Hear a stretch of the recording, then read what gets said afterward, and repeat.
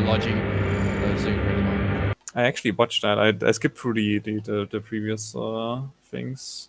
Sorry, did you say we're live? Occasionally. Yeah, we're live, and everything's a little messed up at the moment. Well, welcome everyone. We are back with Anger Games Opens. This time here with me are Zurauch, Jose, Hi. and Wingnut Cross. G'day, mate. I'm sorry. I'm just enjoying watching watching him trying to unscrew up the cameras right now. There's now two zooms. Wing, Great. Wing, you're apparently me now, so... Oh, mate, I've always wanted to look that good. I've never looked that composed, man. Look at that hair. My God. Woo.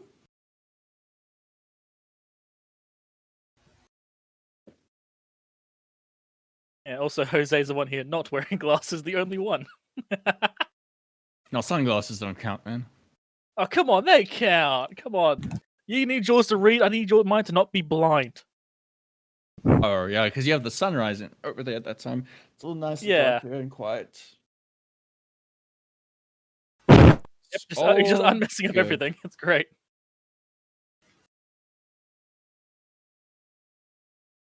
Oh, well, it's all good. We'll be organized soon. All right, but we can go over the plan for this evening for everyone while we're waiting for the technical stuff.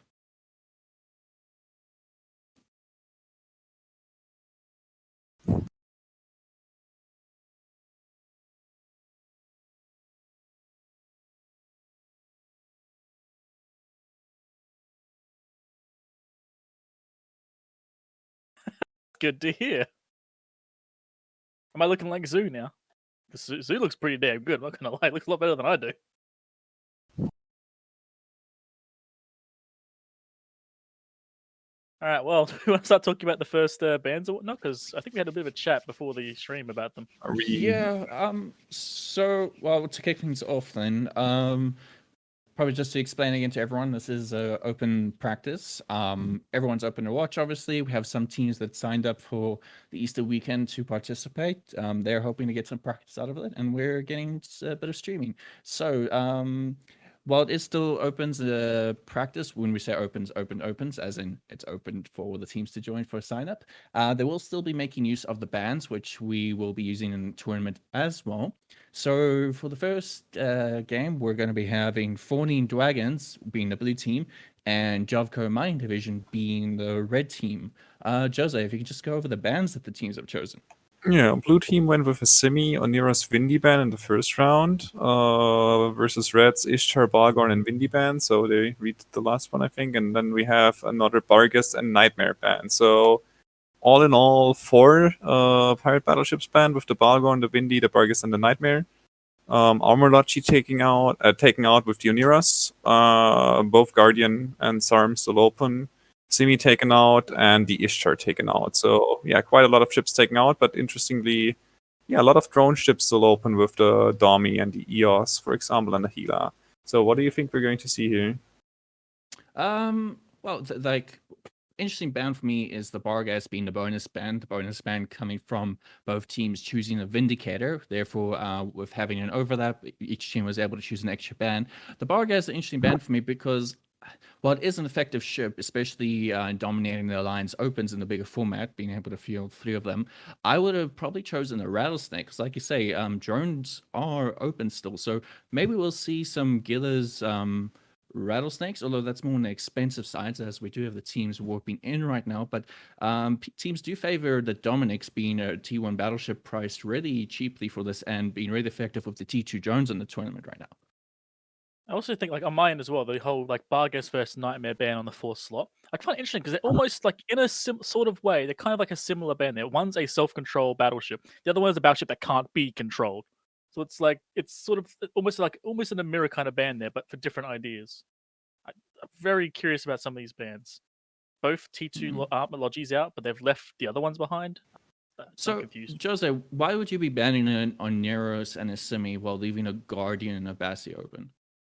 I mean, Oniras and Simi are both kind of more standalone Logi-ish. Guardian is slow, can't really kite at all, and is just in general way worse than the Oniras, also very vulnerable to cap warfare. Simi, on the other hand, is pretty much the only mobile shield Logi. I mean, we have the Etana here and we have the Basi, but both of them are also very stationary. So I guess they're banning the more mobile Logis out here. But yeah, it's a little bit strange because the options are still there. They're just a little limited. Not really Well, we sure did what see- to make of them. Well, we did actually see happening last week. Our final match did actually show in our Neros kiting quite effectively to pretty much win the game. Obviously, the screening tackle helping our Neros to kite as well, but that could also have been stuck in these teams' heads, seeing that the last match burned into into their heads as they saw this on Neros doing quite an effective job of kiting Hyperions and the T2 drone cloud just following it. At that stage, it was a bunch of T2 ogres which were following it. But then speaking about that, when you're talking about using drones in this tournament, and then being going to be showing up quite a lot because we have T2 drones allowed, what drone choices do people generally look for to make when they're choosing between the racial types? You mean between the racial types or between the general types? Because in this tournament, I think it's... So why would you be choosing to use a Berserker over an Ogre, for instance? Okay, so yeah, that's fairly easy because Berserkers you want to choose if you, I mean, either want to do explosive damage or you want to actually know, the explosive damage, or you want fast drones. So Berserkers are quite fast. Ogres you almost never use except if you are in a very big battleship brawl, and actually generally you almost Wouldn't never bring bring ogres, ogres. Yeah. Because it's kind of they're very slow. They do the I most believe they damage, have but they also, tracking issues. yeah, and they do the worst damage type generally. So you want to have a good reason to bring ogres. Generally, I mean wasps as well. Very rare case of bringing wasp, but they have the most HP, so they also have a place to be brought. The I think more one of the interesting main thing, things as well. Sorry to cut you. Sorry? One of the main things as well is that all the ships that want to use ogres are also the ships that fire thermal anyway. Pretty much almost every single one, except for a few, will end up not wanting to bring ogres anyway. I Because mean, in that's the this same case, damage type, you bring everything else. yeah, in this case we have Tech 2 drone, so drone like pure drone boats actually have a place here. So, yeah. I mean, then it sometimes makes sense to bring ogres, I guess, especially with ships with high drone base. I'm not sure. Usually, I would always bring berserkers or the MR ones. Yeah, praetors every time. Praetors. Raiders, yeah, that's the fun. Yeah, The more, maybe I'm wrong in that thought, but I just suspect that most of the battleships that could bring heavy drones that would actually want to would rather not bring a thermal set. Like you don't want to bring Yeah. like EM or again explosive to be able to hit things, which is the other thing as well. I mean, there's think- cases to be made for ogres just for the raw DPS. So if you're expecting like a pure brawl where you think you go up against battlecruisers or battleships, then yeah, sure, you can even bring the ogres and actually get a nice damage boost. The heavy is probably like you said, it's a really fine line. You know what you want to achieve. You know, Predators have one of the best tracking and the EM damage types and so on. But what we do see teams using as well with the Ishtars, the Eoses, and the Dummies is sentries. And I think sentries is a whole different ballgame because a lot of the times what people will consider of them generally is their optimal range. All right, so we're going to be seeing the teams arriving here now on grid, with Fwaming Dragons being the blue team and Jovco Mining Division being the red team. If you can just go over what we have here on grid, Jose. Yeah. Sorry. Overview. That's all right. it's Looks on my like we part. have one of the teams doing a warp just to. I'm not sure if there's an error on their side. Looks like we're just trying to fix the setup. Yeah. I Other mean, team still hasn't actually warped in. We've got Fwaming with let's see.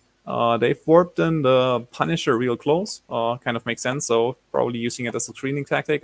He's at 30. Then we've got the Igitursa and the Ashimu also at 30. They landed a little bit further behind though. So probably also screening at first might give them a nice position to actually play a little bit more offensive. And then from that on, there's the APOC and yeah, the two APOCs sitting there at 40. And at the end, we have an Executor.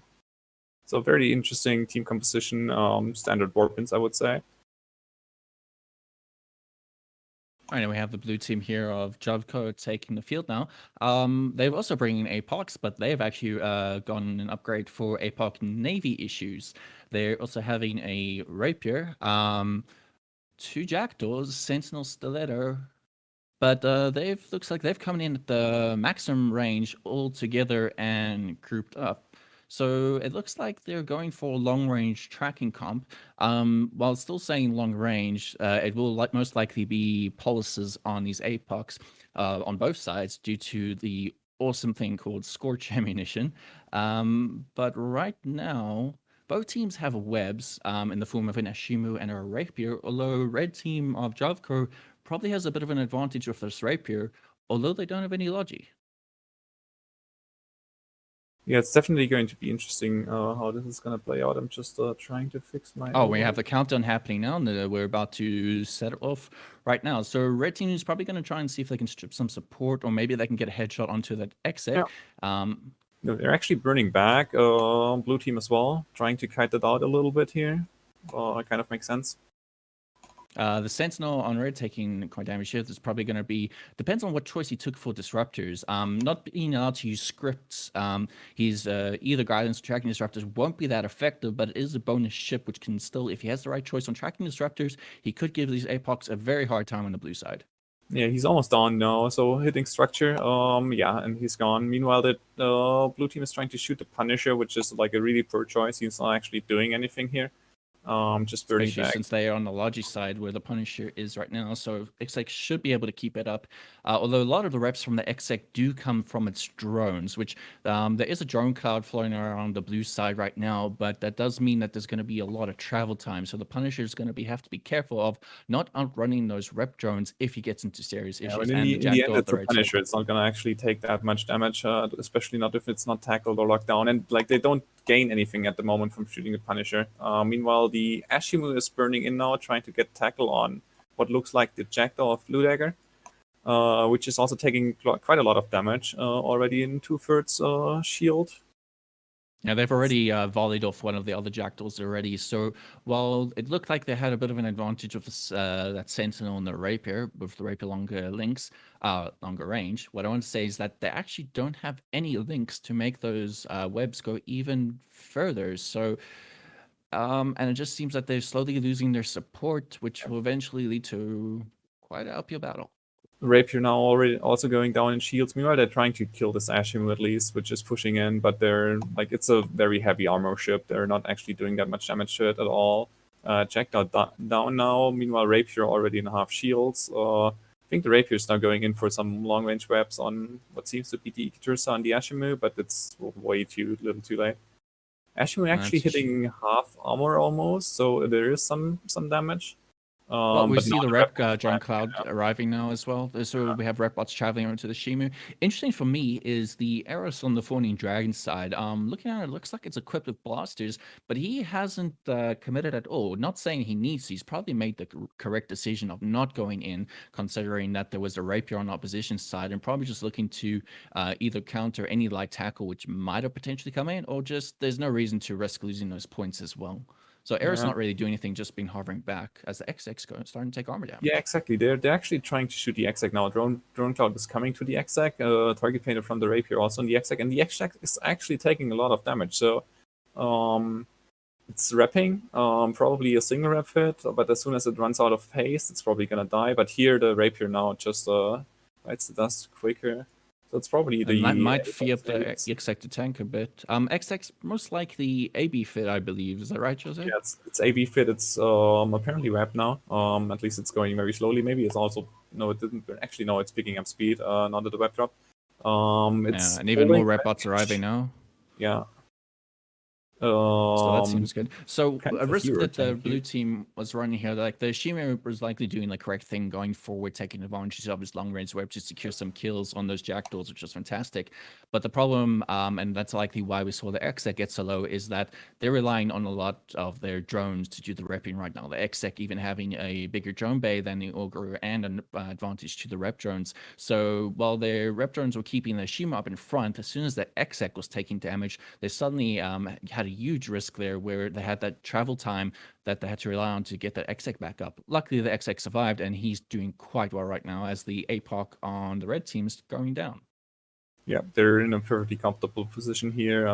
Shooting the Eire a little bit, but the Exec is actually able to rep it, surprisingly. But there's no real threat anymore from the other team, so they just have the Epoch Navies left that can't really do anything without support. They have like a one poor Stiletto who's just going to be ignored here. Yeah, it's definitely GG. It's just a matter of time until the Epoch Navies actually die. So what do we think actually led to them winning? Because they brought rather similar comps, the difference being mainly the Rapier versus the Seamer, and the very, very clear difference being Logi versus no Logi, even though it was a T1 Logi. I mean, one was a very heavy armor comp, the other one was just a mixture of two heavy beam battleships, or I guess they could have been fulls too, but two heavy laser battleships with long-range web support. But the Rapier is kind of a very different ship to an Ashimu, in my opinion, because you get the long-range web and the paints, but you also pay a little bit more for that in points, and you get a way less tank. And you don't get the newts, which actually come in handy here as well. So yeah, I think they just had a very weird comp with this mixture of shield and armor tanks.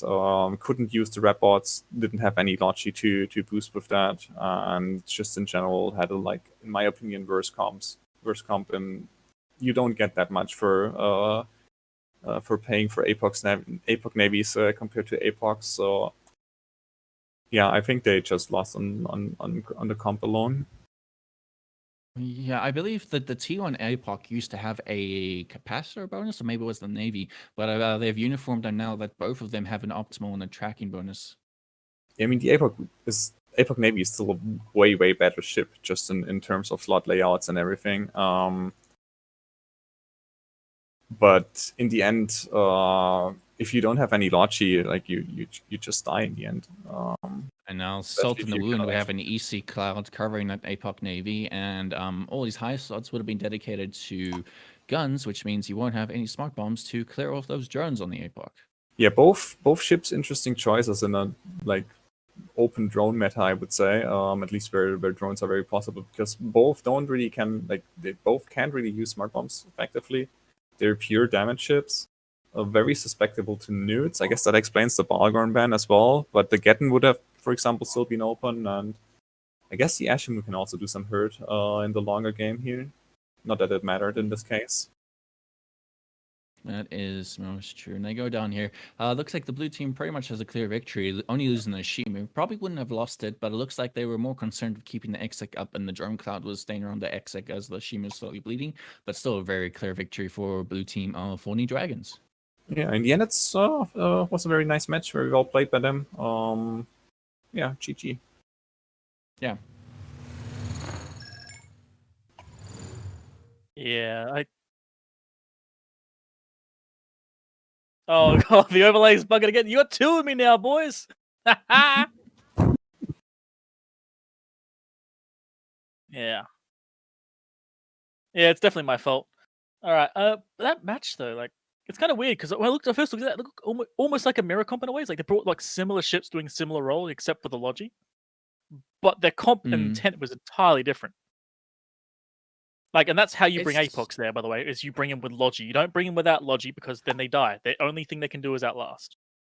Well, we saw that interesting game, I think, last week as well, where we had Apocs, tracking Apocs sitting back, and, we were screaming at them to shoot the Bassi, and it was a big standoff. They didn't have any Logi, and they were doing rather well, mainly suffering because of poor target choice, I'd say. So there is potential for it, but like you said, if it's a mirror match like this, you gotta, like, the people packing all the Logi and the rep cloud is likely gonna come ahead. Yeah, the one thing I found, like, the thing that probably killed them more than anything else at the start was shooting the Punisher first. Why? Yeah, that's just like the waste of the long range damage at all. Like, why did you bring Apocs if you're gonna shoot the smallest thing? You brought heavy lasers against frigates. You only shoot the Punisher if it becomes a when threat. Everything else is dead. Yeah. Yeah, especially if there's no Logi on field. Okay, you can grind it down at the start, but if there's Logi on field, you don't shoot the Punisher if it's not a threat. If you don't need to kill it. And I will say for the other team as well, they did it. Honestly, as far as I'm considered, an amazing call at the start. They killed the Sentinel immediately because that's the ship that has the potential to ruin all three of the damage dealing ships. And they just immediately started the match, we're going for that, and killed it. That's Mm. good target calling. When you know what the problem is, what the threat to your comp is, and you immediately remove it. Whereas the other team shot a Punisher. Yeah, I just didn't really understand the Epoch Navy comp there. The other one looked pretty solid. We've got interesting Epoch Navies on. Can I actually say that already? Because we have No. the next team on field at least. Yeah, don't say a word. Shush. Not till the team arrives. Not a word. Oh, like, you guys can likely go over who's playing and what their bands are already. That's That's a actually good a good point. We have Eire engineers, or however the Eire fuck you engineers, I pronounce think. Eire It's like an Irish engineers. thing. Right, with a ban. They started with a semi ban too, and then went for the full shield triple with Basi Etana ban. So no shield logi here except for frigates. What did they You're not get allowed in to have any, response? sir. Sorry, aggressive Midtier. They banned out Sleipnir Vagabond Curse. So the Sleipnir is actually a good ban as far as I'm concerned. That thing is just got so much potential in a lot of comps, and obviously it brings pretty good boosts. Then they ban the Vagabond. What? Interesting ban. Seems like they don't want to deal with mini rush. Vagabond being one of the faster mini rush ships, but not so common actually. Maybe. Yeah, and then the curse just doesn't really fit in as well. But the curse is a ship you often don't want to deal with. So in general, good ban. I mean, I Um, kind of get behind the curse ban, even though it doesn't seem to fit what they're banning there. I'm not sure what their plan was. Yeah.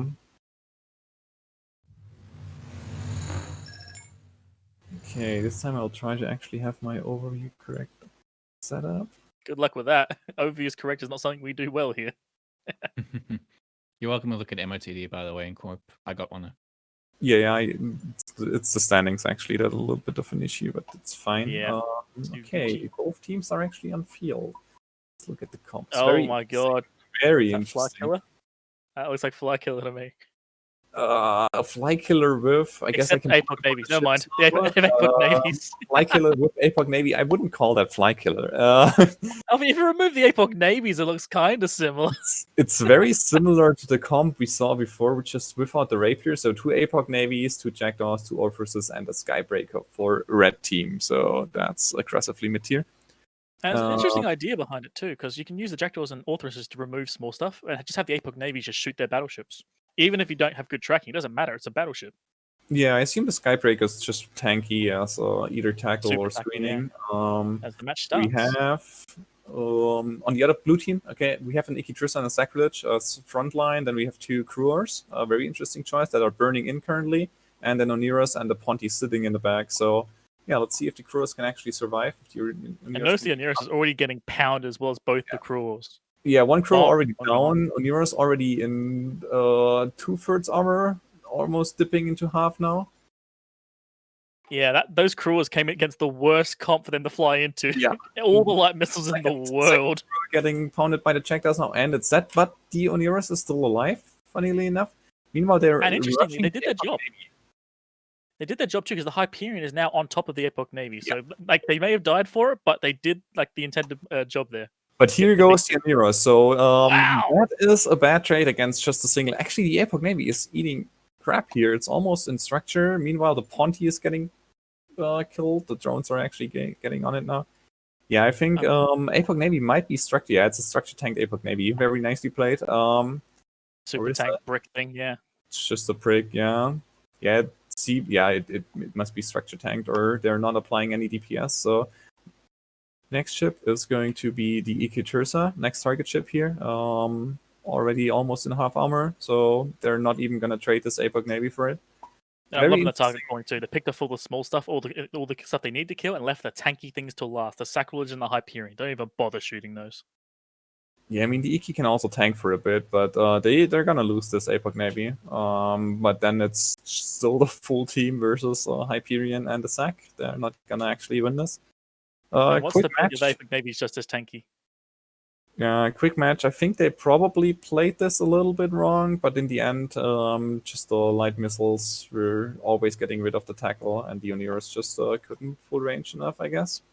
Yeah, I don't know if they played it entirely. I mean, I guess they could have gone like use the Crewers or maybe an Orthros and grabbed one of those and killed that with Hyperion, but they lost on the draw. I think they brought their double Crewer setup, and it just went up against Rapid Lights. It just went, oh well, I guess I might as well not exist anymore. Yeah, I mean, they might have had a chance had they not completely suicided themselves in, but then, I don't know, maybe send in the Sacrilege and the Iki as frontline and the Hyperion stay back with the rest. Try and survive, but in the end it's 2 Orphreys, 2 Jackdaws, and 2 Apoc Navies, so they're gonna apply to you. And Jackdaws with Sharpshooter, I'm pretty sure, can shoot over most of the arena when they get to the center, so it's pretty So, painful. just too little control on the armor comp. You have an armor comp, you generally want to bring an armor comp with control. They didn't here, and they, got Yeah, what I they agree. I think they hoped the Cruel would be their control. The idea is just to get the Hyperion onto a target. Yeah, but but they picked the target that was not a good call. Like, they could have caught the Apoc Navy like at any point when they desired to. They should have tackled a Orthrus, I think. in the end, if you chase Orphreys and you're still bleeding your stuff, you're not gonna change I the know. Like, outcome of the this match is at this is all. assuming they go in with the comp they have. If you change it around, obviously you don't go double Cruel. I mean, but you can still Crew put the is Cruels kind of on a for nice Orthrus. ship, but just a lot of points for something that dies so easily, especially if you're on Oniris or can't really keep you up. Yeah, just Yeah, Nearest too. Your Nearest did nothing in this match. yeah, I'm actually Picked them off surprised that quickly. Oniris died so quickly, especially with half the Rapid Light stuff shooting the crew. So it was probably just the Apoc Navies that killed it. Yeah, like That's what I like about this comp too. these Like, the were Apoc not Navies can covered. pick a target, just keep shooting, where the Orthreses can just run around and just do the usual fly killer stuff of killing all the small ships. I quite like this comp, I'm not gonna lie. It's an awesome idea.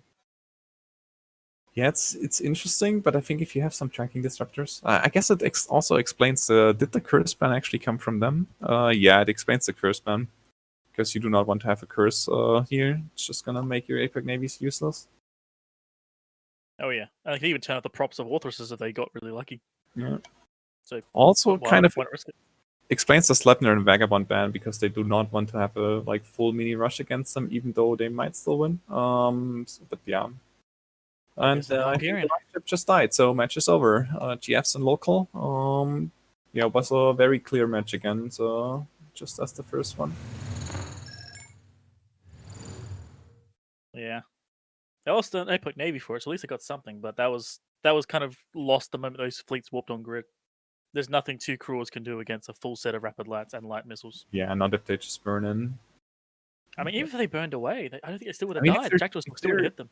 If they're standard dual profit, they might be able to actually survive with the Repods. Probably not, but Yeah, and even if they do, the answer is to what end, you know? Like, at what point, like, if they're running away, not mean, dying, I mean, what's it's the fine Hyperion because gonna be able with to do? Sacrilege and Nikitrusa, right? You're like both of those are going to catch an Apoc Navy, and if your crew survive, but then your Oniris just doesn't have to die as well, and so it's a lot of ifs. So yeah, It's a lot of levels of that is like, even if they'd save the crew, I don't see much happening there. yeah. Oh, another thing as well that the red team are going for them as well, the 2 Jackdaws, especially in the setup where you wouldn't exactly be having a Logi. They might have a shield extender or hardener, but Jackdaws do actually have a lot of mids as well, and they had target painters in this match. I'm not too sure if they had any E-War as well to contribute to that little edge, but having the tracking, having the paints, like I said, that small stuff just was going to have a bad day, and then also the paints on the Oniris as well, just bad day all over for blue. Yeah. Yeah, that was. I'm liking that comp because it kind of like mixes a couple of different ideas from tournaments about and puts them into a singular comp and makes it really good, to be honest. Because it's just the tankiest Apoc Navies you'll ever see in Hull Tank. It's ridiculous. Yeah, it's like I kind of like the tanky Apoc Navies. It's a bit worrying if you're against some kind of cap warfare because you're just gonna get capped out and then you're useless because you can carry almost no cap boosters. Yeah, it's kind of weird because the Apoc Navies are both like the most useful part of that comp and the least useful part of that comp. Yeah. Because they're there, they put DPS out for sure, but if they get neutered out, you don't really care. You've got your entire fly killer comp sitting behind just killing things. All they have to do is survive, and they're all hull tanks. Assuming it's not a Balgorn that nudes here or something like that. But yeah. I guess the curse ban really makes sense here because there you get both the nudes and the tracking disruptors. But in general, just a lot of TDs make the Apocs also useless. I guess Yeah, but I drones think the were idea also essentially open there, so I think the idea is if the Apoc gets like turned off or removed from the fight, it's not really like a problem for them. They can still got their full flight killer comp to kill off the targets and do that, unless it's a Balgon, at which point, good luck, mate. You're screwed. But everything else they can probably deal with, as they did. Yeah, I'm surprised. I would have liked to see a drone comp against that actually, because they like just drones with a little bit of EVAR, I think would have eaten that alive. Just because you can range control the Epoch navies, you can damp the rapid light stuff, and then just run away, survive for a bit until the drones catch up with the Orphreses, and then the Orphreses are just gonna die. I don't know. Right. I don't know if I entirely agree, but it doesn't make a difference either way because they won. We're slowly also going to have the next team taking the grid. Here already one team arriving, just waiting for the next one to get on. So next we'll be having the network, which will be the blue, versus Forklift certified Goths in red. Wingnut, if you just want to go over what bands they chose. Loki ban was seen today from the network, as well as a Megathron ban and then a Vindy ban. Vindy ban, fair enough. Megathron, okay. Yeah, that's I'm also wondering I about, mean- because wouldn't you rather buy in a Hyperion? Yeah, I mean, I do love me some, blaster battleships, but banning the Mega is probably the weirdest one I've seen there. Meanwhile, Forklift certified Goths, I love that name, banned out Gila, expected. Balgorn, expected. And Sleipnir, expected. Like, that's a good set of bans. It's not really targeting anything. It's just more like a general, we don't want these really powerful ships, but So What what the we could be seeing Megatron? happening here is that the network might have been having some really interesting scrims with some partner, and it could very well have happened where this Mega was just a nightmare in their scrims, and they had the conception now that Mega is bad. If you wanted to ban a T1 Galente battleship, I would rather ban a Hyperion personally. That being said, that ban could just in general have been used better. Balgon would have been a good ban. Obviously, that is rather irrelevant here because Forklift certified Goths banned a Balgorn. But then again, it would have just been a bonus ban as well that it would have gone. So Mega is a bit of a really interesting, controversial ban, I'd say. So let's see what they field once they actually arrive on grid, and maybe it makes sense, but right now, a bit odd. We will have to wait another minute for the network because they have one person who misread the system and is currently burning over. That's perfectly fine. so but like like, 7 or 8 jumps.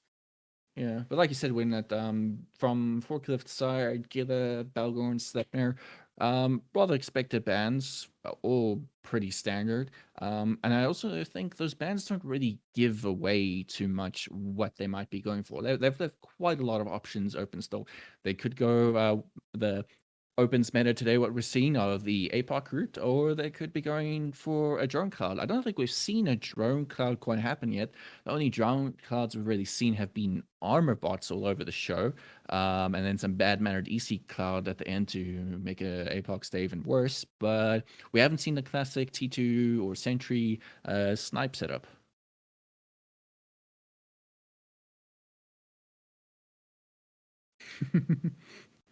So people are more than welcome to submit adverts. I'm not sure if we can just link that in stream chat for people so they can actually just get a see the information required for them to submit adverts. Someone can handle that. That'd be Yeah, fantastic. no idea, mate. No, I'm looking at the screen. I got other things on my mind here. Really want to be talking about this red team, but waiting for network to show up before we give the game away. Trying to not give some pre-information, although who knows? There could be spies. Perfectly. Yeah. I was to say that I think we all agree if you're gonna ban a blaster battleship, you don't ban Mega. You'll ban Hype, right? You'd all agree with that. Just ban Hype. Yeah. You don't ban Mega. Well, Yeah. honestly, okay, a dummy, even a dummy as well. Like it's literally, not to. The harp on answer them is too much anything and- else. That's really the answer. I know, Just like ban I anything don't, else. I don't want to be like a mean person, just bash people needlessly, but it's I'll literally do it. like Ban anything else. Ban Abaddon before you ban that. The Mega isn't a argument's bad sake- ship, but I love the Mega, but it's not good here. Like, why would you? You could have ban banned the a Mega? Navy It Mega, which provides has nothing. the Navy Mega would have been like a okay ban, I'd say, but just Actually, yeah, the whole tech tech Navy Mega is actually pretty disgusting. That is true, but regular Mega, what? certainly an interesting ban. I think the only tournament the Mega was useful was the 5v5 tournament, and this is not the case here. I don't get it. I don't get it. Maybe it's a meme we don't understand. Maybe they're spelling something. No, wait, never mind. It's not. It's not who we think is doing that. Hmm. Yeah, I'm not sure. Well, we'll I'm have to hoping wait we for them see to Dominic set pilot up burn again. over. Dominic, so well, see, great. It'd be nice if we We're could talking about drone yeah. clouds. I mean, that'd be a pretty good ship to bring there. Yeah, what we see happen a lot with these Domi drone clouds, well, at least from last week, and I say a lot, but it's already just from last week that I saw, is Domis seem to be taking a general approach. A lot of these, when they go drone clouds, is where the match starts and the sentry cloud comes out, and that's quite a scary thing to see. And that's something pilots on the opposition side should generally be aware of, because you can have, and what we have actually have happened is where you have some tackle, whether it be frigates or cruisers, because last week we had a Loki try and burn in, and it's just, you think it's drones, they might require some setup and stuff. It's like, no, that sentry cloud comes up, and if you are not ahead of the game and thinking consciously already that you need to start kiting or taking some evasive maneuvers to lower that transversal tracking, those sentries are just gonna volley you most of the time and just ruin your day before your logic can even react. Not just that as well. Also, the problem with sentries is they don't have to reload or stop or anything. So you have to be if they're shooting at you, you have to be consciously aware for however long they're targeting you that you need to keep that transversal up. Because the moment you stop to try and do like a slight turn the wrong direction, you are dead immediate. There's Yeah. no trying again. Go home. You're done. Yeah, that'll be interesting to see, because we haven't seen Frig Logi yet, but that is something that happens a lot. Whether you're Logi, Frig Logi, or your little support ship, you might do your best and succeed at surviving in that crucial first 20-30 seconds, kiting your heart out and successfully evading them, and you think your job's done. They're busy pounding into battleships, and you think, hey, they're pounding into my battleship, he's off armor, Logi's got this, or you might even be Logi and focusing on that. And you make a mistake, you're not watching transversal, you've turned your prop mod off to save capacitors, something like that. But you forgot that DPS has been looking for that kill from you from the start, and they suddenly have their opportunity and they're about to take it.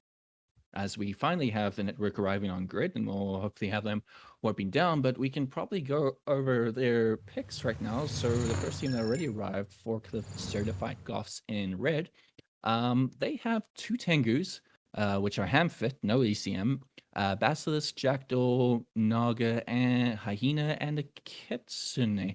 I'm not too sure whose team that Rattlesnake is on, Blue. but Wingman, if you can go over the rest of the picks. Rattlesnake is with the blue team. They've got Rattlesnake, Double Phantasm, Basilisk as well, Kitsune as well, Storg, and Kimura. So that's a weirdly similar comp, but also like wildly different ways of doing it. I like it. So what might see happening here is, on the ECM side, is nothing and everything.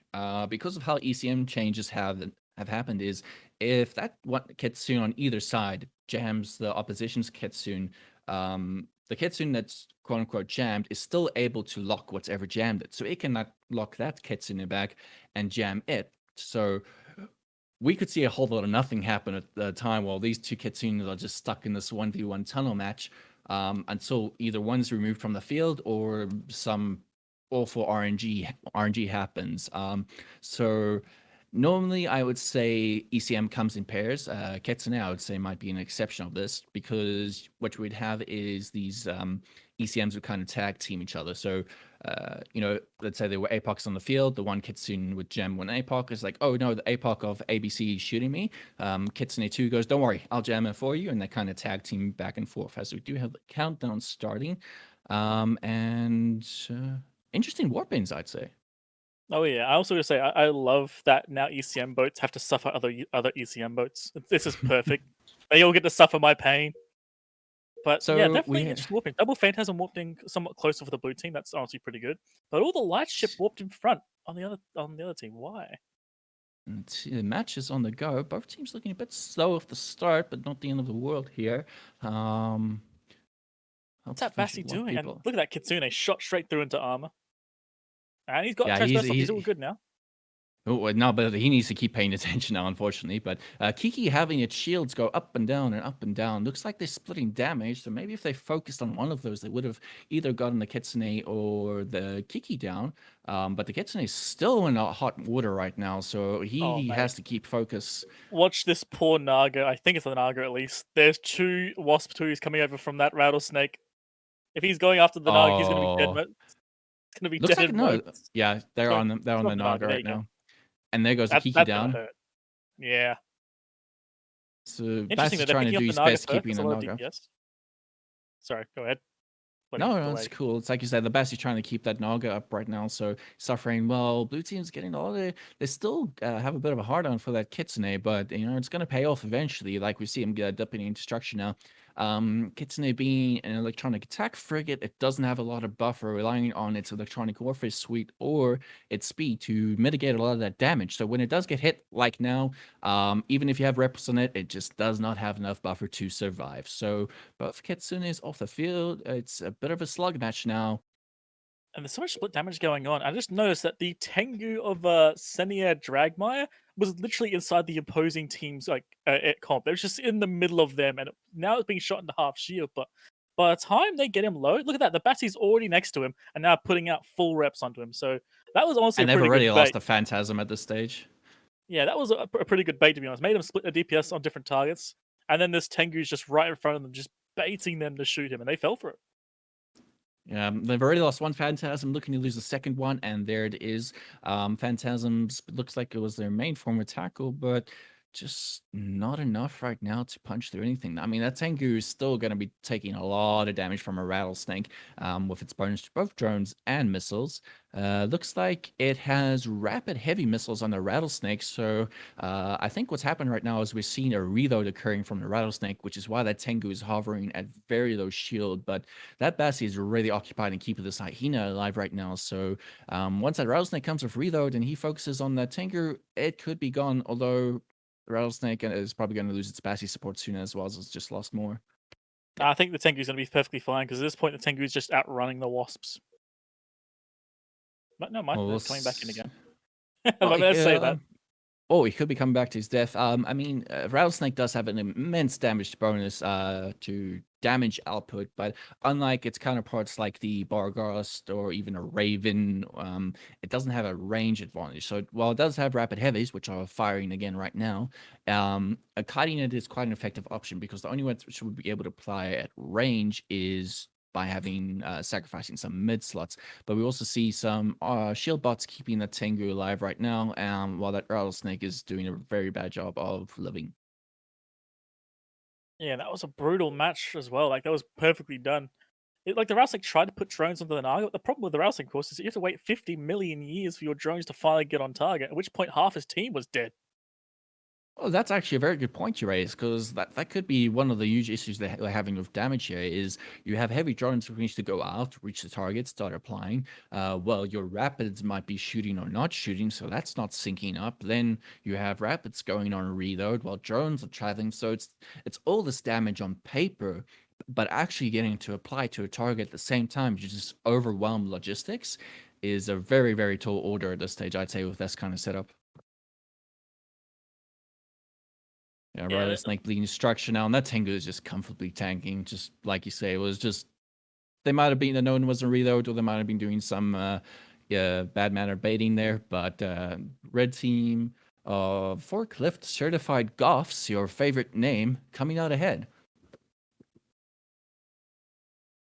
Pays to have favorites on the panel. Yeah, it was a nice match. Wally was also posting in Twitch chat that the Kitsune actually jammed a lot the Rattlesnake's drones quite often. So yeah, that's another lost DPS. Yeah, that's something that happens with the what are they? I forgot the name. Garista ships. The Gila, the Worm, the Rattlesnake is. They normally, well, they all can field generally 2 drones, but those drones have a massive bonus to HP and damage, so they're scary little things. But that means when it comes to E-War, all of it can be easily focused on that. So let's say you were bringing a curse and you had your mids dedicated towards tracking disruption, and you've come against this full missile team. Initially, your reaction might be, damn, my tracking disruptors are going to be absolute garbage because all this missile stuff, it's a waste. But what can actually happen now is that curse can just negate all the damage zones of a rattlesnake because tracking disruptors will still work on drones, and because there's only 2 drones, whether it's ECM, tracking disruptors, something like that, the E-War gets a lot more focused, and you can just easily negate a lot of damage potential that these Garissa ships have. Yeah, one interesting thing to actually note here is that a couple years ago, I'm not actually sure when they introduced that change, but drones used to have like the same or very similar bad sensor strength. They actually reworked that. So for wasps, I'm just checked that we are looking at like 22.5 sensor strength. That's also racial. So it's actually not that easy to jam out heavy drones anymore. But I guess if you have a Kitsune that is solely focused on doing that, it's still gonna get a couple jams off. Especially if it only needs to jam 2 wasps instead of a full flight of 5, as you've already said. Yeah, so it does seem like their sensor strength is pretty much equivalent to the hull, which would generally use them.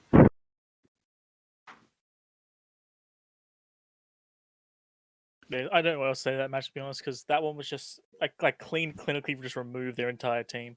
There was not much they could do. It's interesting because we talked about it earlier, like what drone choice would you use? And in this case, they chose wasps, which is like the worst thing you do if you want to like have the drones chase a Naga. Because the wasps are the slowest drones, they're gonna take ages to catch up with it. And yeah, and in this case, had they used berserkers or something like that, they would have also probably gone with a different racial sensor strength, so not as easy to jam from the Kitsune. Because I'm assuming the Kitsune had a lot of Kaldari jammers, or at least some. So yeah, just a weird choice of the wasps.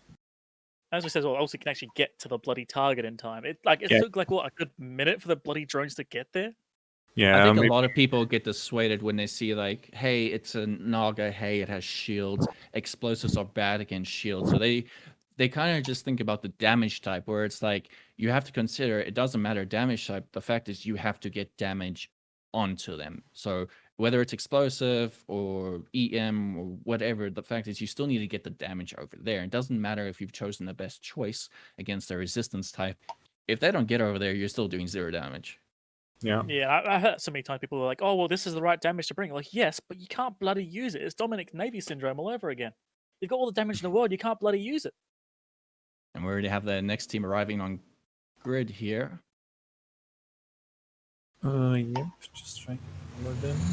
All right, so we have RamRod Shenanigans in blue, and in red we have If All Else Fails. So, Jose, if you want to go over what bands they've chosen for us. Yeah, RamRod's banned the Rattlesnake on Nero's Guardian, and interestingly, If All Else Fails also banned the Rattlesnake, so bonus ban for both.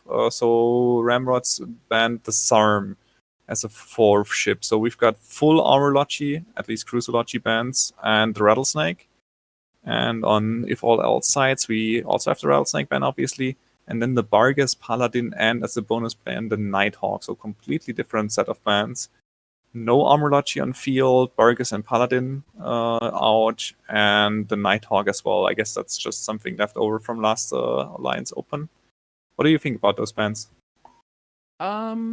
I can fully agree with the rattlesnake bans, especially sometimes you can see a lot of the order that people ban things in. So in this case, both teams seen that the rattlesnake can be quite a heavy threat. The Zarm ban as a bonus ban is the interesting one for me. Zarm generally not being like good logi in this format. My reason for that is, well, it has the one focus trigger rep, which is awesomely powerful, but it does have a spool time. It can still have some medium reps, but they have a really, really reduced range of like 10 kilometers. But the fact that you can negate the major strength of his arm just by switching targets really kind of puts it down on the tier for me. The advantage it does have right now was I believe we've priced it at 2 points cheaper. But this arm's still not great. But they might have just been considering, hey, we've committed to this double T2 armor logi ban. Let's just go full in and get the Zarm off the field as well. We've got the countdown starting in 30 seconds. Actually, the match starting in 30 seconds. We have, for the red side, double Praxis as frontline. Very interesting. A Gila, a Hawk, Hyena, a Broadsword, and a Bifrost. So not very straightforward. And on the blue side, a Simi, followed by Sleipnir, Hurricane Fleet Issue, Synnable, Skybreaker, and a Flycatcher. And the match is actually underway already.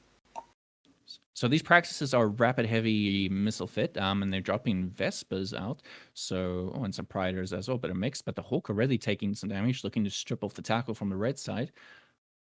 It seems like they're going on for the battle cruisers on the blue side. Blue is just trying to run away here. They're shooting the Hurricane Fleet Issue, so Red is going for the Hurricane Fleet Issue.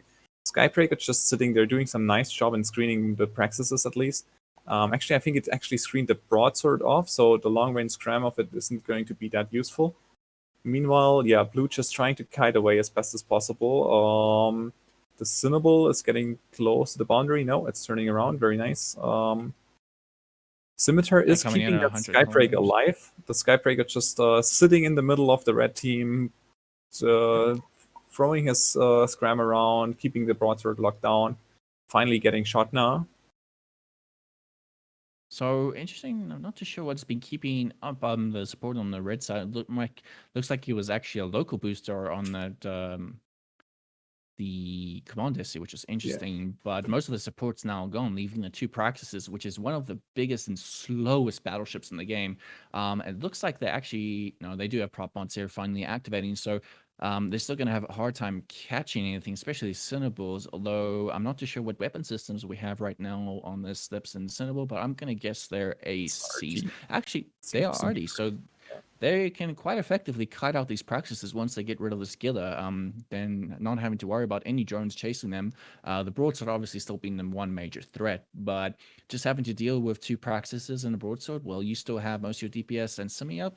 Pretty good deal for them. Down here. Sorry. Healer's down, and the Sleipnir's, it's finally caught by the Broadsword, but Sleipnir doesn't seem to be in that much of an issue here. Just tanking the Praxis is fine for now, while the Broadsword is just boosting with his XLSB, not really dying, but also not doing much at the moment. Looks like we had a couple of medium shield bots follow the Cinnable out there of Bernie, but suddenly realizing that they actually need to be helping keeping that Sleipnir alive. Likely having an XLSB, which is contributing towards its survivor right now, which is likely gone out of charges, but that's probably also coincided with these rapid heavy launchers on the Praxises, which have probably gone on to reload. Nope, they're still firing right now, so the Simi's keeping them up, but they've lost a lot of DPS, and there is a giant rep cloud on that Sleipnir right now, keeping it up. Yeah, it's an RT Sleipnir, so it's not as tanky as an AC one, so probably no XLASB, just Simi keeping it alive here. But Broadsword died, Sleipnir's still completely fine. Meanwhile, the Praxis looks like he's burning away now. Got his prop knocked out by the Broadsword. No, actually looks like he's keeping prop off, trying to keep close range and match transversal for the tracking on the Praxis scene. That is a better priority here. Might burn away soon, but no, he's still staying close there. But that Praxis just getting wrecked. It's getting structure through shields. The RT volley is just a perfect way to deal with this XLSB of the Praxis here. It's not gonna live long here. It's a lot of Repots on the Sleipnir. Well, looks like the Menmatar RDs. That's interesting. I wouldn't have expected really RD Cinnables, but the Angels do have an inherent roll bonus to rate of fire and damage, so they do make good platforms. Mini Macarials, although not quite on the same level, I'd say, but was definitely not quite expecting that. Although they might look to still snag a step kill here. No, Praxis down, so I don't think that's going to happen anymore. Yeah, probably not. Sleipnir is also. Even if they lose it. Actually, they're switching to the Simi now. Some damage on the Simi here for some reason. Might just be a Hail Mary, or who knows, maybe wants to see what that awesome Simi fit is. Yeah, interesting choice with the Praxis. It was useful in that 180 where it was, I think, discounted by 2 points. Yeah, otherwise, I don't really see it as a ship that you want to bring in a tournament here, even though it can do. Also, when we had the we still had the classic flagship thing where you could put Yeah. officer mods and Dead Space onto them. So it was a cheap choice, and you can make it through flagship. So it did appeal to a lot of teams. But here, I think a lot of teams might think of it as a great choice because it has all the bonuses. So when you have a 50% bonus to drone hit points and damage, and the tournament is allowing for T2 damage drones, I think that appeals to a lot of teams. But it does have some downfalls, being a very, very, very slow boy, and jack of all trades, not good at anything. Master of And none. there it That's how you goes. finish it. Yeah, it's just too slow to be really useful. And as you said, Jack of all trades, it was a really nice nude boat, but with 7 members only, you kind of don't want to dedicate one battleship just for nudes. So If you And if had you're one gonna do spare that, high you now, do it with an Armageddon. yeah, or with a Bargorn. I mean, that's bonus nudes, but just like 6 Yeah. heavy nudes on a Praxis, probably not worth it. so I if just you want to say had as well, one spare that match high there. on a battleship, yeah. Sorry. So that match there is why you banned Scimitar. Because they were able to just kite around and just kite them all day long and rep any damage that came against them. There was nothing the team could do from the start to the finish. That's why you banned Scimitar. So they can't just run away with the T2 logic, they can just keep running. Yeah, I mean, a semi-ban kind of kills off Kaidi shield comms, except if they can be hull tanked Armageddons, Lodulus as well. hull tanked Apox, they can be Kirans, there can be, I guess, even Scythes, but it's all a lot less effective than a semi. Exactly that. Like And it's, if you let them Those have practices Scimitar, don't they have would just use it. advantage to range either. That is true. That is very true. Also, I'm just Oh, gonna say so- at the very start of the match, Hyena insta delete. Like Yeah. at the start of the match, first like 2 seconds, it was already dead. Yeah, we didn't even note. At least I didn't even notice. I think I read the name, but then it was just gone, out of sight, out of mind. Yeah, if you're up So the against one a thing- fly killer, then like the thing you need to do as a Logi, as a Frig, is to just overheat that prop, turn it on 1 second before the match actually starts, and then at the first second when the countdown hits 0, you just spam click, and that's the only thing you do. Apparently, No. yeah, that Hyena was actually just one shot. Very first volley killed it immediately. I love Yeah, I it. mean, it probably just didn't start moving, and then just got volleyed instantly. And even if I it was did loving move watching and you the get chat. lucky, it's dead. I was loving watching the chat because everyone's just going boom headshot. It was great. That's arty comps for you though. There's so much fun. You gotta fly them right, or they're just useless. Yeah, it's nice to see actually Fly Killer flown like this. It's cool. Missed that in the last couple tournaments quite a lot actually. But I like just as kind of off topic, but I like how you're hiding behind your name at the moment on the stream. Am I? Is it? Yeah, you're like hiding You can get behind a little bit further up if that makes you happy. I'm not actually watching the stream, so So Oh, yeah, that's good. since all these matches are going kind of fast today, we got about 10 minutes extra. So, what do you guys think about the matches we've seen so far today? they were all very one-sided, surprisingly. I think we didn't have one match where there was a lot of suspense or anything, because it was either clear from the comps or from the first 10 seconds how the match was going to go. A So lot of that's- people look like they've also been trying to make the no logi plays work out for them, and I feel like a lot of teams which have been losing have just been either non-logistics team who played ineffectively. So that's one thing. Last week we saw a no logi team doing really well. Forgot their name now. But they were having the 2 dummies, 2 nagas. And this week it just doesn't seem to be playing out teams either just going against bad matchups or making bad decisions. It could be either thing right now. I mean, you might disagree with me, but I think the problem with people bringing logiless setups is that they don't really understand the point of the logiless setup. They keep trying to outlast people or bringing comps that don't have the DPS to really make it work. Like we saw logiless with Apox. No. Logiless with Hyperion? Sure, maybe, if you have the support. But logiless with Apox just does not work. Unless you've got like 50 billion rep drones and a prayer. I mean, if you go for a Logidas comp, you have to have a very specific plan in mind. You either want to headshot something, you want to, or you think you can kite it out without Logi long enough to mitigate damage, or you bring some kind of full tank and just do it for raw EHP. But generally, you don't want to have like some standard comp and then just not put a Logi in it. That I guess it can work, but it generally doesn't. Did Yeah, you you gotta notice commit Probably only that ready.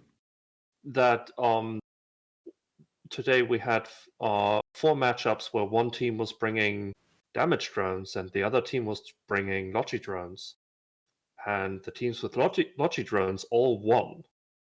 Yeah, I mean that's probably something that comes from the comps itself, and not from the drones directly. I think the comps that won with Logi bots would have also won with damage bots, just in terms of flying and the comps themselves. Well, On the I'd other say hand, with the exec, definitely it'll Yeah. survive because of its rep cloud. yeah, but I think it would have made the match harder, but probably would have still gone in their favor. Same with the Sleipnir here; it had a lot of rep bots on it, and definitely helped helped make it survive. But at that point, the match was already over. So I think interesting choice there on the bots, especially in the RT comp. I would have probably expected them to use either EC bots or damage bots, but in the end, it paid off for them. I think I know the Well, reason for speaking that of- too as well. The reason why they brought that was not to save the Sleipnir. They brought it in case the scimitar got caught. Yeah, for sure. But then, It was just to put everything on the scimitar and just hope that dear God he survives long enough for you to just volley whatever's tackling him. yeah, but then like Logi drones generally, like shield Logi bots generally don't help Simis that much, especially. Actually, I guess the Cinnables. What's the drone bay on a Cinnable? I actually don't know. I think it was 50. I can't remember because I don't bloody fly small shit. I mean, Oh yeah, like the problem with like something like Joseph says Yeah, it's 50. is a lot of times they'll outrun the drones which are trying to rep them. So the people who are trying to put the drones in them a lot of times will also have to be spamming engage to make sure it keeps up, and then you're outrunning your own reps. So if you're only getting like 30% uptime on these shield bots which are chasing you, they might just be better being EC drones for argument's sake, Yep. chasing a target. Yeah, especially because the Sleipnir, for example, Sure. only gets the 25 Mbit size. So I guess the Snowballs actually had the bulk of the rep bots here. But yeah, in the end, it worked out for them. So I don't think you make anything wrong if you choose to shield bots. You might just do something better with EC bots if you get lucky. Oh, don't people tell people to bring EC bots, please. No. I've I mean, so much I'm PTSD from just man. sad No. that you cannot bring ECM unbonused here. And Oh, it's God. just, The ECM burst nightmare again. Or like with 5v5s with ECMs in every single chip's mid. I miss the 5v5 ECM madness sometimes. Everything was no. ECM. Everything. Every mid slot was an ECM slot. It was ridiculous. Why did I cast that shit? It's so Glad I much didn't easier. play in that at all. What I wanted to ask though about the battleships, and it kind of happened there in our last match where we saw the Sleipnir being kept up by Rep Cloud while Praxis was right next to it. Is if you're a battleship, or let's say even a hack or a cruiser or battle cruiser, and you have a spare high, would you choose a newt or a smart bomb? Smart bomb every time. I mean, I love newts, but smart bomb. there's cases to be made for newts, but only if you already have smart bombs on your team. Especially if tech Drew drones are allowed, you just use smart bombs. Like it's the most effective weapon against heavy bots, both Logi and damage. And there's really no reason to not bring in if you. Yeah, I in mean, my I opinion, know I've personally run into an issue where it's like, let's say you were on that exec and argument's sake, you were a bunch of battle cruisers or hacks and you were pounding into it. There is nothing more frustrating than thinking, if I just had this one high slot module, this exec would be dead. I would just push this button and all those rep bots would be gone. So it's definitely like, that's also generally my opinion as well. It's like, let's say you have 2 battleships and you have 2 spare highs. Cool. Smart bomb first, and then think what the other battleship's going to have. So, in my opinion, one heavy newt in this setup does nothing. Everyone will have a cat booster of some sort. Battleships have 3200s. There is nearly nothing that one newt on its own will do in the time frame required. It might screw them in 5 minutes, but you haven't got 5 minutes. Whereas that smart bomb can immediately remove anywhere from 80 to 400 plus DPS instantly.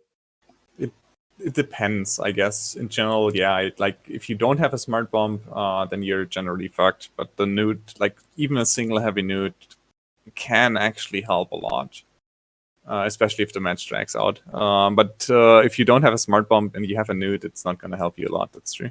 Yeah, and also the idea as well is not one. If you want to bring newts, you bring a full newt or a mostly newt boat. You bring a curse or an Ashimu, or you bring a Balgorn, or you bring even a Dominix with full newts in the highs. Yeah, If you want to rather bring just newts, you have to smash really their bring newts. capacitor. You want to smash their Yeah. capacitor, not just tickle it. Exactly. If you're going to bring newts, you bring the bloody newts. You don't just bring this one high slot newt and expect it's going to do something for you. It won't. So we actually do have the teams ahead of schedule here, arriving on grid. So Jose and Wingnut is handing off to you two. Oh, terrible. All right. All right. Just going over the bands, Fwaming Dragons, or however you actually pronounce that name, banned the Windy, Hyena, and the Simi. There's aggressively mid-tier banned the Rattlesnake, the Getten. Now here comes the new chip ban, and the Hyperion. Both teams are warping in. Do you want to go over what they actually brought here?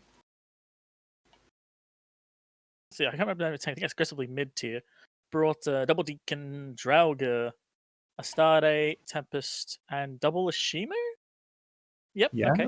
looks to be a double Ashima. Interesting. Yeah, but then the other team brought double Ashimu as well. Yeah, I just saw it too. Nice. And Drekovac, Neros, they brought a Tech 2 Logi here. Okay, then. This is a weird because it's almost a mirror in a way, but it's just so different. This looks like it could be an actual interesting match here. Finally, we've got Oneros versus Double Deacon. Very interesting matchup usually. We've got the double Ashimus, which I kind of like, but also are weird because they're eating a lot of points, and you already pay a lot of points for your Logi here. Tempest as a Tech 1 battleship choice in an armor comp. At this point, I would have expected a Mega actually, but Tempest is actually like it's not a bad ship. Just It's also pretty good. The one thing it gets is 2 utility highs, which gives it so much more versatility. So you can actually bring that smart bomb and the newt. Here we go. Oh. Maybe they listen to us. On the other hand, we have an Astarte and a Drakevac and some small stuff. So Tempest and Astarte versus Astarte and Drake. Interesting choice. And actually can go either way. So the smart bomb from the Tempest might actually be really, really useful here on the Rebirth Cloud. And yeah, the track gets only the medium smart bombs if they don't bring links. On the other hand, they have the Astarte and the Drake for links, so that's like additional at least 2 links. So yeah, I've had this fight before, Drekovac versus Tempest. I can tell you from experience, the Drek will win that fight. It does what the Tempest does, but smaller and better. So it's going to be interesting to see if that's how it goes. And both are kind of long-lasting comps, so this is going to drag out a little bit. So the spooling DPS of the Drek actually might even get to play here, especially with Oneros as backup. Whereas on the other side, we only have the Deacons.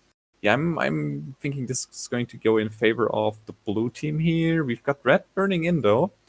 Look at that. Both of them with the same sort of target. Eris and Draugr being shot. That's essentially the same target on both sides. That's awesome. They're on the same wavelength there too. This is a distorted mirror match. I love it. Yeah, Eris is also a really weird choice. But I guess they did actually change them. CCP they got buffed. They got a little bit buffed. Yeah. No, don't do that. Please don't shoot a Punisher. Please, no. Actually have to maybe shoot the Punisher because it's doing a really good job here trying to screen, and they can apply fairly nicely to it. So it's probably wrapped and muted. Yeah, and there it goes. Oh, wow. So this actually makes sense to shoot a Punisher if you have it under control and can apply to it. So okay choice here. Meanwhile, Blue just kiting away, not making use of anything here. They're not applying any DPS as far as I can see currently. Interesting, they're trying to kite away, but I'm pretty sure the Tempest can outrange the Drekovac, so that's a situation they're not going to win if they keep doing that. Yeah, Tempest is slowly pushing in. I think they might be going for the drag. One of the Ashimus has caught the drag now, I think. And double Ashimu, if they have full newts, let me actually check their guns. On the red side, if they have full newts on those Ashimus, this drag is going to be really sad. Okay, they unfortunately don't. So yeah, they've got guns fitted to them. They've got guns, but still, double Ashimu is going to hurt that drag a lot because one thing the Tempest can do is just pump 3200s. That's something the drag cannot do. So 2 Ashimus are actually going to really hurt, and one of them is sitting right on top of the drag now. The other one is slowly moving somewhere else. Not sure what it's doing here. And we're already seeing... as well. I was saying Yeah. before about how not bringing newts is a good thing. Well, his situation with Tempest could bring newts, and it makes sense because it's backing up his Ashimus and really bringing the newt hurt. So it's actually not a bad idea to bring newts in this Tempest if he's brought that. We're seeing a lot of EC bots from blue on this red Ashimu, so they're trying to get the strike free. I think they actually, it's still being neutered. Yeah, I don't see them pulling this back here. The Draugr is now getting shot from on the red side again, but it's too little, too He's not late getting here. shot, yeah. But he is getting like neutered out, so they're trying to remove his DPS. So that Draugr is alive, but barely. Look at the red bot cloud here, and that's where you Oh, want to have the Tempest. Actually, it's like on the Yeah. same team, but that's where you would like to have a Tempest just smart bombing. Exactly. Meanwhile, it looks like the drag is still holding, surprisingly enough. Just yeah, I mean, Yoneris is just trying to keep it alive. Yeah, I think at this point, I think the Tempest is actually going to start tracking its guns if it keeps moving in. I'm just keeping an eye on his speed. That's a classic. He's not Yeah, super fast. it is. It's a classic battleship piloting.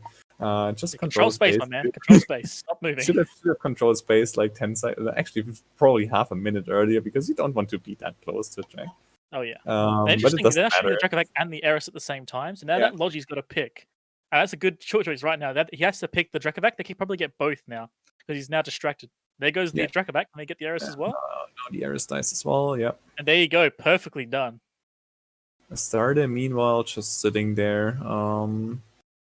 Is it actually a blaster starter? Yeah, I think it actually is. Considering these comps, I wouldn't be surprised. Let's have a look. I believe that's okay. The blue one is blasters. Yeah, the red one is rails. It's sitting quite far off. Just pulling some range and applying perfectly to this Ashimu. Also actually stopping his ship. So Cyclo is not actually fucking up his transversal. Very good job, Cyclo. Nicely done. He knows how to elite pilot control space. Sometimes, at least. Yep. On occasion. I mean, the name is aggressively mid-tier after all. No, wait, But yeah, yeah, nice matchup in my opinion. Could have probably gone either way, but yeah, the Ashimu's newts just hurt the drag so much more than the Tempest, and the Tempest brings like the smart bombs and the utility as well, and additional damage. So I think in this case, just very well played by the red team here. Also, what I love about just Tempest, it's probably the most versatile battleship, but also doesn't care about cap on its guns. Yeah, So you can nuke it out and he That's won't true. give a damn. that's true. Also, better played because all blue did was pull back, and then they just got picked off one by one. So whatever got caught got killed. Whereas red just was more or less together and just rushed. Well, not directly rushed, but burned in as a team, giving them like quite the advantage on target calling. So they were all ganging up on one. As much as I made a joke about it, starting kind of like, why are you shooting a Punisher? That was the right call of getting that Punisher first, so they could move in as a team and nothing would get slowed down. I mean, the Punisher was doing a kind of a nice job of not actively screening, but more or less just sitting there waiting for them to come in. But then, like, screening two Ashimus, a Draugr, a Tempest. Good luck. Just good luck, even in a Punisher. And even with Oneros and Rebbots on your side, you're just gonna get neutered. And even if you don't die, you're doing nothing because the nude cycles will just And like as you said, he wasn't really doing much in the terms of actual screening, but it was more the threat of him being there, which made the other team take their time with it. And they did take their time, murdering him. Yeah, just died. Just get rid of him and focus on it. And now the Oneros, the only thing left, mate. Run for the border, brother. Maybe you can get the lucky whole team boundary. I mean, I like the red team. Like, they have the reasonable amount of control with the Ashimus, the Deacons, the Draugr. Like, I started Draugr. Spilled MJU. Yeah, Oneros is MJD. I saw that. Actually, no, he's put in the middle MJU. No, it's not how you boundary. He's going for it. Wait, this is the guy. Oh yeah, Daniel Sunkus was the guy last week who did some amazing Oneros piloting. Is he just trying to drag this out and survive? Come on, yes, dude. He is. Absolutely. Just accept the loss and suicide. Why don't any of the other team are going to do the MJD as well? I'm keeping an eye Look out at how for them. they're Not seeing chasing any. him with the like. They're not trying. Come on, guys, you're better than us. Cut him off. Just don't burn directly at him. The game begin. I mean, he's up against Ashimus. Actually, the Draugr seems to be getting the one, getting closest to it. Drogo is such an underrated ship. It's got so much potential, but no one really makes use of it. Of course, you Yeah, I can't mean, really use the MJD here, so it Can doesn't you really actually get that. triple link it? I'm not sure. You probably can't, right? So I've never tried. Never you can have tried. no, it only has 3 high slots, so you can only dual link I it. mean, you But could, just no gun. You could if you don't want to have a gun. Yeah, that's true. Then you might as well use a Magus. And the Aniris is caught, so this should be over soon. Once We can everything hope. has caught. We can hope. And it's entering structure. Actually, a That nice was an skin. interesting. That was like an interesting, like distorted, like mirror match there. They had the same idea, the same sort of comp, but just different ideas of taking it. And Yeah, and going way, for a way Tech better 2 armor logi. executed. Yeah, Tech 2 armor logi there, like was a very expensive choice to make. Honestly, I think it might have hurt them in a way because they couldn't bring the DPS the other team could bring. Maybe, yeah. But I'm not sure if the Tempest was that useful, but I mean, it's mainly just the actually, yeah, it probably was useful. But the piloting from the Ashimus and just the general like team plan was way better on the red side. So very well Yeah, played. I forget as well, the Tempest is probably the fastest T1 battleship, and it can also shoot to like 60, 70 kilometers an hour. 60, 70 kilometers, sorry. 2 utility highs and 5 mids. It can do a lot on its own, but it has a team here that it doesn't need to. It's got 2 Ashimus as control. Yeah. So it's honestly a pretty good ship for this. What about the Drekavac though? Do you think the Drekavac was the right call there? I kind of feel like the Drek was kind of like putting all your eggs in one basket, yeah? I'm not sure. I mean, they still had a Blaster Star there, so most of then like Blaster Star there in itself is kind of a questionable choice at this point. Are you guys Because- certain about the blaster starters? Because it looked like they had the same No. weapons on both for starters. Not at all. I think it might have been Rails. I just missed. Like, Okay, Okay, because when I looked, they definitely and the other one. they definitely had some weapons on them. Okay, so then it was probably both rails, and it was just sitting in the Yeah. middle of them because it was probably getting tackled there. I mean, railguns are pretty good. I mean, even if you're doing like medium range ammo, you Yeah. can generally get about like 700 DPS still on them. yeah. Yeah, I yeah. don't know, Like they it's can't Railer show Star you is doing an absurd amount of DPS, probably 800 with Javelin, something like that. But yeah, But, those Ashimas are definitely doing work. Like when we were talking about the Drek, like slowly drifting towards the rep cloud of the Jorger at the stage, he probably really wanted to activate the smart bomb because he likely had it, where with Trig having a bonus towards capacitor usage on smart bombs, so they generally have them fit in their highs. But at that stage, when you finally got into range, if you were looking, you actually would have seen that the Drakovic's gun actually ended up turning off as well. So those Ashimus successfully decycling the Trig spool up ramp of the Drek and just completely negating it. Because I mean, just one smart bomb pulse there would have ruined that Droger's day. Yeah, definitely. A quick shout out to Cycler who decided to shoot me to say hello. So hi, Cycler. Well No, flown. the aggressively rude team. Mhm. aggressively. Oh, luckily, like yeah, that was actually like you said, Jose, one of the matches where we saw nice back and forth. Like Wiener pointed out, a nice distorted mirror match. I think I'll try to remember that one. But yeah, did we see the Eris in this match that got killed right away at the front beginning? They both tried to Was that- shoot like the Draugr and the Eris at the same, like on both sides essentially. Yes, that was. both of I'm them just played making it sure right I'm not and mixed ran. up. Both of them just ran for it, which was perfect. And I think that's a very good thing some pilots are aware of, and even the captains when they try and give the pre-plan to their team. You know, you have to understand, like, you might be an Ares, you might be blaster fit, you might even have the tackle that your team needs, but if you just go in and tackle something, you're just going to die within 10 seconds, and what was the point of you even being there? So while they did die, and some people might just think like, oh, you know, I'm flying an Ares garbage ship. Like, if you can buy your team 10 seconds, 20 seconds, 30 seconds, the more that you start ticking up that timer that you're buying your team, they're making other things work for them. So even if and I think that's a real misconception that some people have when they join these teams. They think like, oh, I'm just in the Punisher. Oh, I'm just in this throwaway destroyer or something. It's like, no, you still have a very important role. And if you just go and suicide yourself, you just gave away 3 points and you gave them a head start on the timer to just work on their true objectives. So any time you can buy is worth it. And hey, if you live and you come in later, you can just do that hero tackle at the end. Because argument's sake, let's say that Eris did survive and it got away and it got way out of range and they just gave up. It could have looked to go into one of these corner MJUs, which is about 85 kilometers from the center, and it could have looked to quickly bounce in and suddenly secure a tackle on the Jorgo, put some blasters in, and that Jorgo might have been wiped out. So definitely making some good calls. And the main point that I'm trying to get across here is even when we see these small ships, which might die within the first couple of seconds of the match, if they're well played and the strategy and tactics is behind them, even if they're doing nothing, running away and buying time, they're still doing a brilliant job and helping their team win. I mean, we've all seen Brave Newbies in the Alliance Opens and the Alliance Tournament, right? One Griffin wins the match for them. It doesn't matter what size ship you're in. A single frigate can win it. And they've done it multiple times now. Because, I mean, like, from a captain's perspective... Yeah, didn't want to say anything. I mean, definitely, like, from a captain's perspective, like, people feel a bit grumpy, like, I'm in this ship. But I mean, that Griffin pilot, he's gone down in history, man. I'm saying that I can't remember his name, but we all remember the Griffin pilot.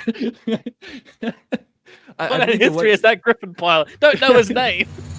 But I remember the ship, the hero ship. I think we even had, like, in one AT, Jose, I'm not sure if you can be clear about this, but I think we even had in Hero Ibis jamming something out of stage. Yeah, that was probably didn't happen only once.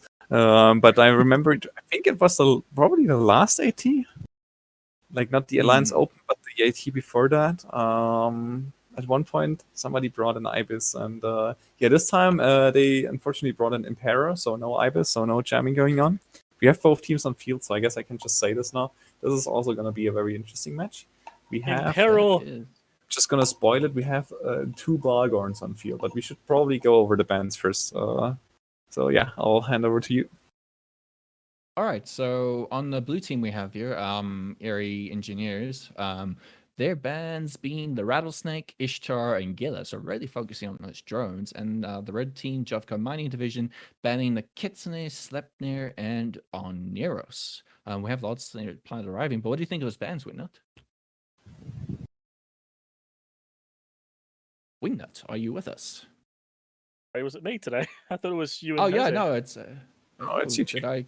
Oh, Yeah. I was not paying attention in the slightest. It's okay. Thank you for being right, a gracious thing. Sorry, yeah, yeah, Wingnut, so what do you think of the bands? I'm not All right. sure, man.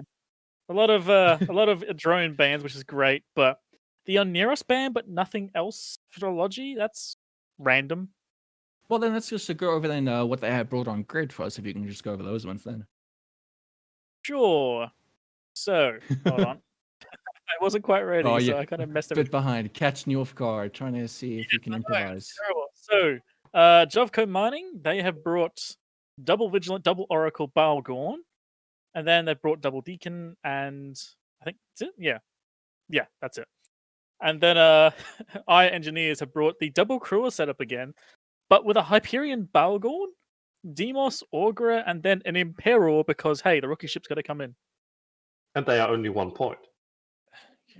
Yeah, but it's a rookie That's ship. very interesting. But There's 0 what points. we've seen here in... Oh, no, from what I thought they had messed up warpings, but it's okay. We have those curves coming in 0. We'll have the countdown starting, but I got a funny feeling these curves are once again going to have a very bad day, especially with Vigilance being able to 90% whip them. Even if Oracle's having battleship-sized weapons, if those 90% hit webs hit the crew, it's going to disappear. And we have action. Drones are immediately going out. We see rep drones coming out from the blue team of Area Engineers already, so they're preparing for that cloud. Obviously having T1 armorology, so they're going to be relying on those rep drones to carry a lot of the weight on the rep side. And look at the Augurer immediately just being obliterated. He's barely moving. He's at 300. He's already low armor. They're now shooting the Vigilant as well, but Augurer is in hull.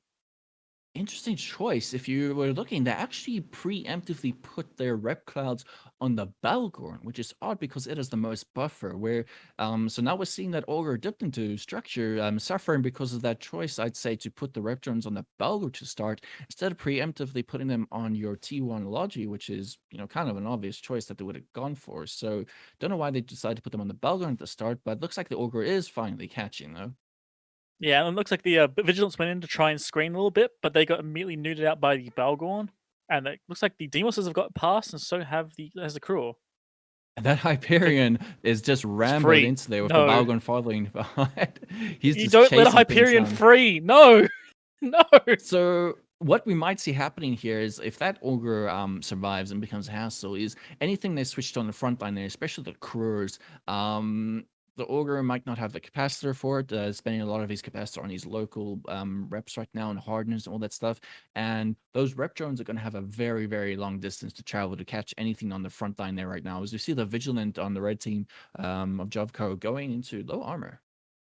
Yeah, and we also just saw one of the Cruels go pop. But funny thing is, they're probably a good thing they left that Hyperion untackled because he's still moving way too bloody fast. He's doing 400 trying to orbit a Vigilant.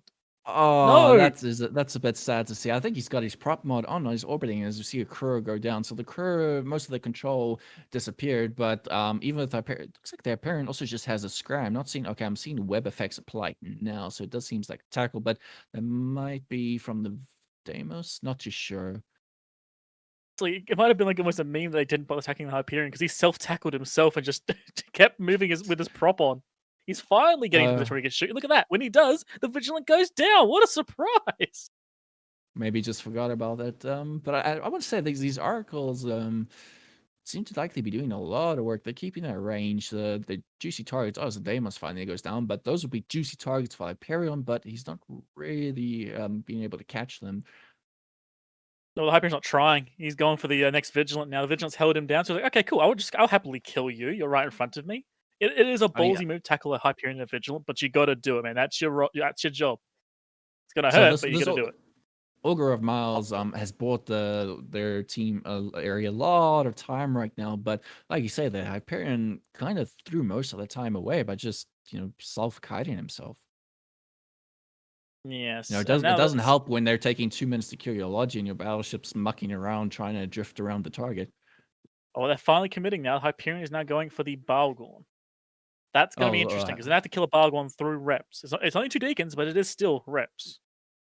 Oracle is taking a lot of damage off Lucas there, so I think is that a gun Balgorn? That is a gun Balgorn, and he seems to be going for the Oracle. Oh my god! I'm sorry.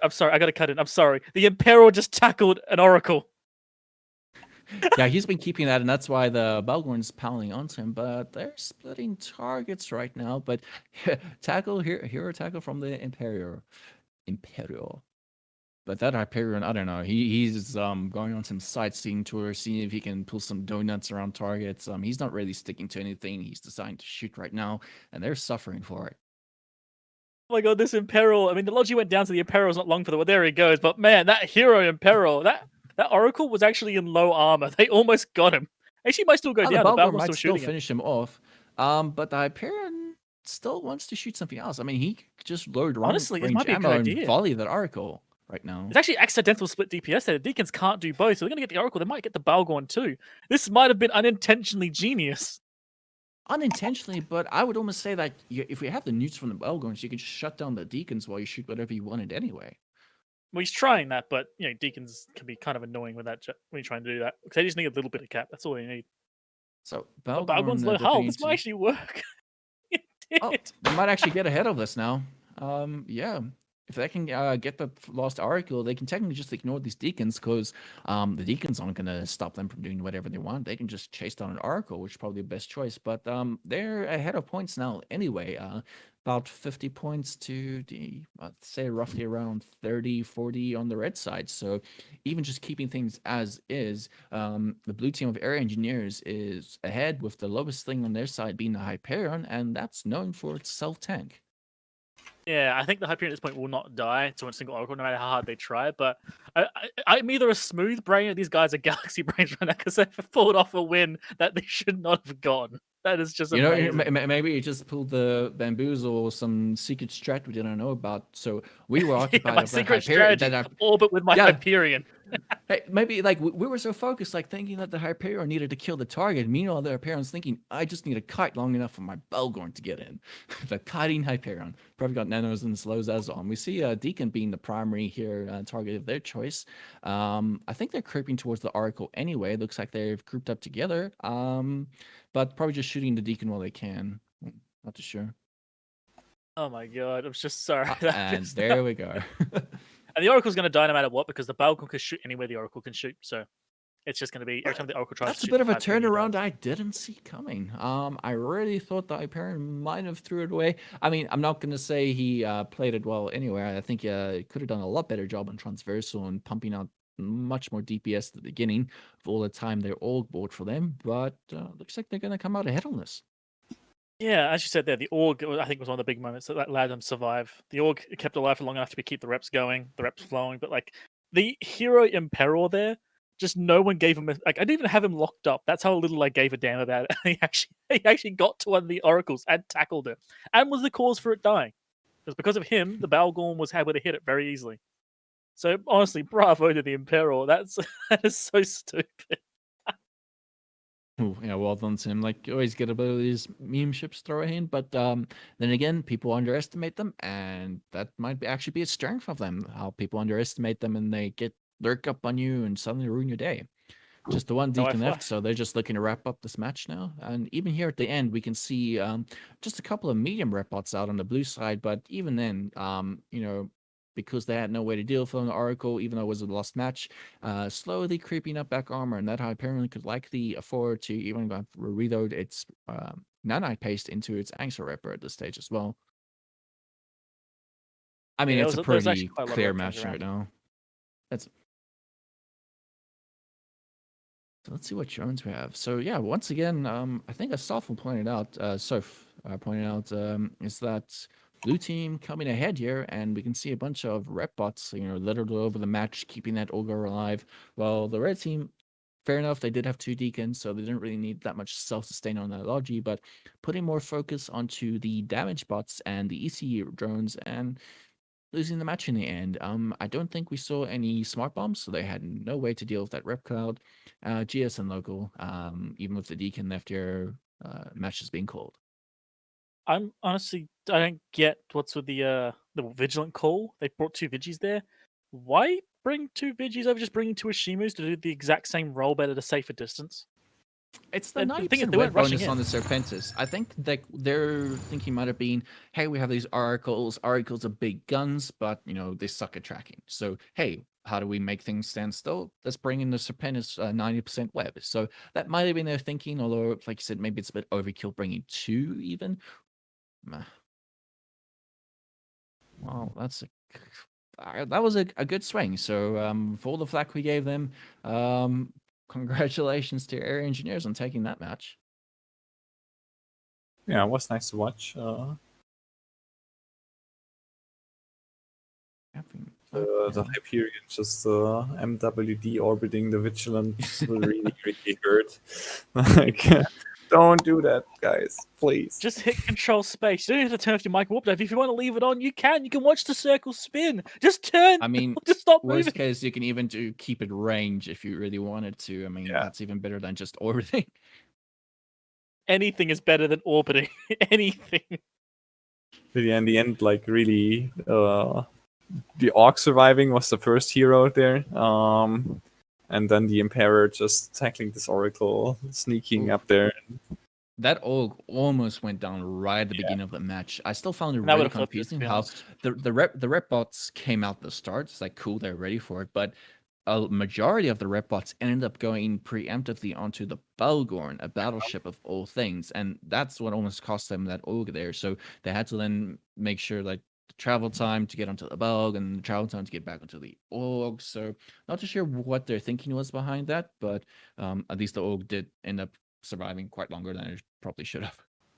One thing that I noticed at the start was that the Enjade's Bargorn warped in at 50, I think. So it stayed like with the oracles quite far away. So I think had that Bargorn come in a little bit closer, because you generally can also bring it at 30, right? You have your own defensive webs and can put it a little bit more closely. Then I think they would have easily been able to finish that AUG off just because of the extra range. But yeah, unfortunate game here. I was unable to see, but I know area engineers Belborn was a gun bell, but were both of them gun bells? I'm I think so, pretty yeah. sure. Oh, okay. I don't think we've ever actually seen a full like newt or full utility bell yet. Everyone wants to bring some DPS because it's a 7 vs 7. You can't just go full utility. Belborn Especially on the has fire battles. been a bit of a not sure what the correct word is, but it has a bit of history in the tournament setup. In the old school style of alliance tournaments, the ones which were run by CCP, when we had the flagships, the Belgorn was one of the most often the commonly picked flagship due to being allowed to put officer webs in its mids, which would mean obviously it could come in at 0 kilometers in the arena, and due to heat links and officer webs, and people only being allowed to warp in 0 to 50 kilometers, it could literally just web anything right off the bat. It's fallen off a bit in favor right now because of loss of flagships. We also do not allow mind links in this format, so links on that side are a bit worse. Then obviously you have to pay for links. It also doesn't have a range advantage for its newts and nos like a Geddon might. So it's lost a lot of its range advantage, being downgraded to just a pure Pirate Faction battleship choice. So it is fun seeing it still. It does offer a lot of control, but it seems to have been almost relegated to a gunboat role with a bit of control mixed in, whereas previously we sort of focused on almost like this, just a kingpin for control of most set comps. Yeah, I mean, it depends on what year you actually look at, because I think last AT we still had a lot of full nude Balgorns, even though they weren't flagships, just because it was like this perfect counter towards the Leshak, because you wanted to have like as many newts as possible to just nude the Leshaks out. So it still depends, but in general, yeah, the officer reps on the Balgorn were just so absolutely absurd. You could just click a button, warp it in at 0, click a button, and kill something. Yeah. I think as well, like back in the AT as well, they had more pilots as well per team, so you can actually bring more backup DPS to really make that Balgorn shine. If you bring a full control Newt Bal here, you've got nothing to follow it up. I mean, if you start bringing bombers, you might have something to follow it up, but beyond that, you can't really. You started the dance well, but you have nothing to do after, mate. You got no clue what you're doing. You can't kill And things. You need big we do have guns. the next teams starting to take the grid here. So on the blue side, we're going to be having the network, and on the red side, we're going to be having If All Else Fails. So Jose, if you want to go over the bands that they chose. Yeah, let's quickly go over the bands here then. Loki, Balgorn, Vindicator for the network. Interesting. Again, 2 battleships and the Loki. Also, like, reasonable bands in my opinion. And then we have the Rattlesnake, Vargas, and Paladin on the other side. Also fairly straightforward. Don't want to have the Rattlesnake, no Vargas. And Paladin, I guess, yeah, also not a bad choice here. So a lot of battleship bands, no Logi bands, no drone bands again, except for the Rattlesnake, but all the other armored drone ships are still open. What did they actually bring, considering they're all on field? So they've pretty much arrived on grid here. We have clumped up that max range here from the network. We have a Griffin, maybe looking to be another hero Griffin here, 2 Tengus, a Raven, a Vigil, a Stork, and a Scythe. So that's a T1 Mimitarology, which is going to be an interesting choice. And on the red side, for If All Else Fails, we have 2 Praxises again, with a Broadsword, Hawk, Gila, Bifrost, and Ihena, with looks like rapid heavies on these praxises once more. Yeah, very interesting again with the praxises here. It's the same. Sorry, just to point out, these Tengus, if I do this correctly, it looks like these Tengus are running heavy missiles with ECM subsystems.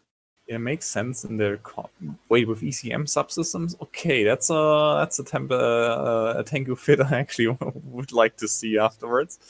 So they got 3 jams here, jam ships with the 2 Tengus with long range missiles and the Griffin. So we have the countdown starting on 15 seconds now. I'm expecting red to just burn in again, see if the broadsword can catch something, then just kill it with the with the rapid heavies. On the other hand, that hyena really needs to watch out. But I guess if they're actually heavy missiles, then it should be fine. Like if it's a 10 mana hyena, it's not going to be touched. But it does need to get in there and web something down. Yeah, If I'm correct as well, this Raven is running Torps. that is all right. Torp Raven, very interesting choice here.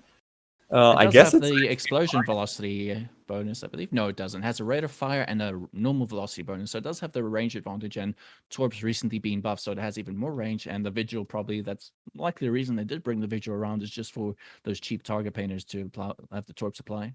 Yep, they're going on this broadsword because I think it actually is in range to tackle the Raven now if it wants to tackle the Raven. Raven's actually going for the MJD beacon, but it's going past the MJD beacon, unfortunate. Broadsword not going for the Raven, but it's going for the Tengu of Nicholas, and it has its gram. So yeah, I guess the Tengu is now going to get some heavy missile DPS. Meanwhile, the Broadsword almost out of exile ESB charges, and it's dead. And the Griffin also falls at this time as well, getting tackled by the Hawk, and I think just falling to some acolytes in the Hawk by itself. Yeah, it's a smart use of the Hawk, but the Hawk could have probably gotten better tackle than the Broadsword and maybe even survived. So trading this Broadsword just for tackling a Tengu is not a very good trade. Gila falling, having his shields kind of fluctuate. Starting to bleed armor, so I think these Torps are already starting to hurt them. I'm not too sure what's happening on the ECM side of things, but I can only imagine that it's they're not having a good time. Even if that Griffin off the field, you still have these two Tengus to contend with that's jamming things. Yeah, and the Tengu is just not dying. It's still boosting. The Scythe being a hero here, keeping it up, even though Scythe also tackled now in the middle right next to the Tengu, so very bad piloting here, or at least not very bad piloting, but probably didn't pay really attention. Tengu finally Gila is trying to tank, and the Gila is also trying to fly away. I think they might have realized it's Torp, so he's trying to get a bit of a range advantage while he's trying to stay behind and still do damage. Meanwhile, the Scythe is in armor, probably dropping here in a second. Hawk actually got it locked down now too, so all damage on the Scythe. Afterwards, there's just the Raven and the other Tengu left. I don't think they can actually pull this back here. The other and there goes the other Tengu. So it's only the Raven left. So yeah, this is GG. Very interesting match. Very weird comms on both sides, but Praxis seem to take the win here. That's true. The Gila buying a lot of time there, obviously being focused on and managed to pull away there at half armor. But still, even losing that Gila, these two practices on field with the Logi gone on the blue side, the Raven can have it exiled SB as we see its shield slightly fluctuating, but it's obviously still going to be going down. Even if that Gila wouldn't have been there, those practices will still be putting out a lot of DPS. Yeah, and the Raven now, it's still boosting. He's trying to get rid of the Hawk. Just like trying to just get what he can at this stage, it looks like. Well, they're not very volunteering many targets. Like, he does get the Hawk, but Red Team probably doing a good job of not exactly presenting any easy targets for him. I mean, his choices were, do I take this Praxis, or go for the Hyena, which will run away, or just try and get this Hawk? Although Bifrost might probably be a nice pick, but doesn't matter what he kills. He can strip all of the support. The battleships will still be there. There won't be any difference. I'm surprised at the tank of this Raven, but it's probably just the Praxis being on reload because he's actually dropping into structure now. And the Stork is still alive. But Hawk is now going for the Stork, so he'll eventually catch it, and then actually it's not the Hawk, the Hyena. The Hawk is dead. And the Hyena has the Stork, I think, caught now, so yeah, there come the drones, and the Stork is gonna be dead in a second. I think it was a really strong start here for the network on the blue side with their ECM and their Torps, probably catching them slightly off guard, but then it seemed to kind of all fall away. I'm not too sure if it was what really it was. The Griffin looked to me like he got caught out of position. He probably went to a bit of a kind mentality, started burning around, and then the Hawk just ate him up there by himself on the side, which might have led to a bit of a gradual downfall for their ECM setup they had up below. Tengu's still being strong on ECM that stage, but they do have to sacrifice their tank in the mid slots for those jams. I mean, they sold one of those Tengus dearly, but then the Scythe also got caught off position right next to it, and at that point it was just kill the Scythe, and then there's nothing left of that comp. Yeah. Raven also a very strange choice in my opinion. Like, And again, a a torp pure, rate.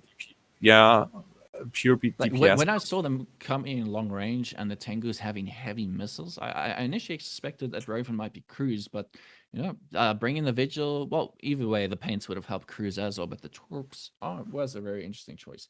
Great effect for them, but still just not enough.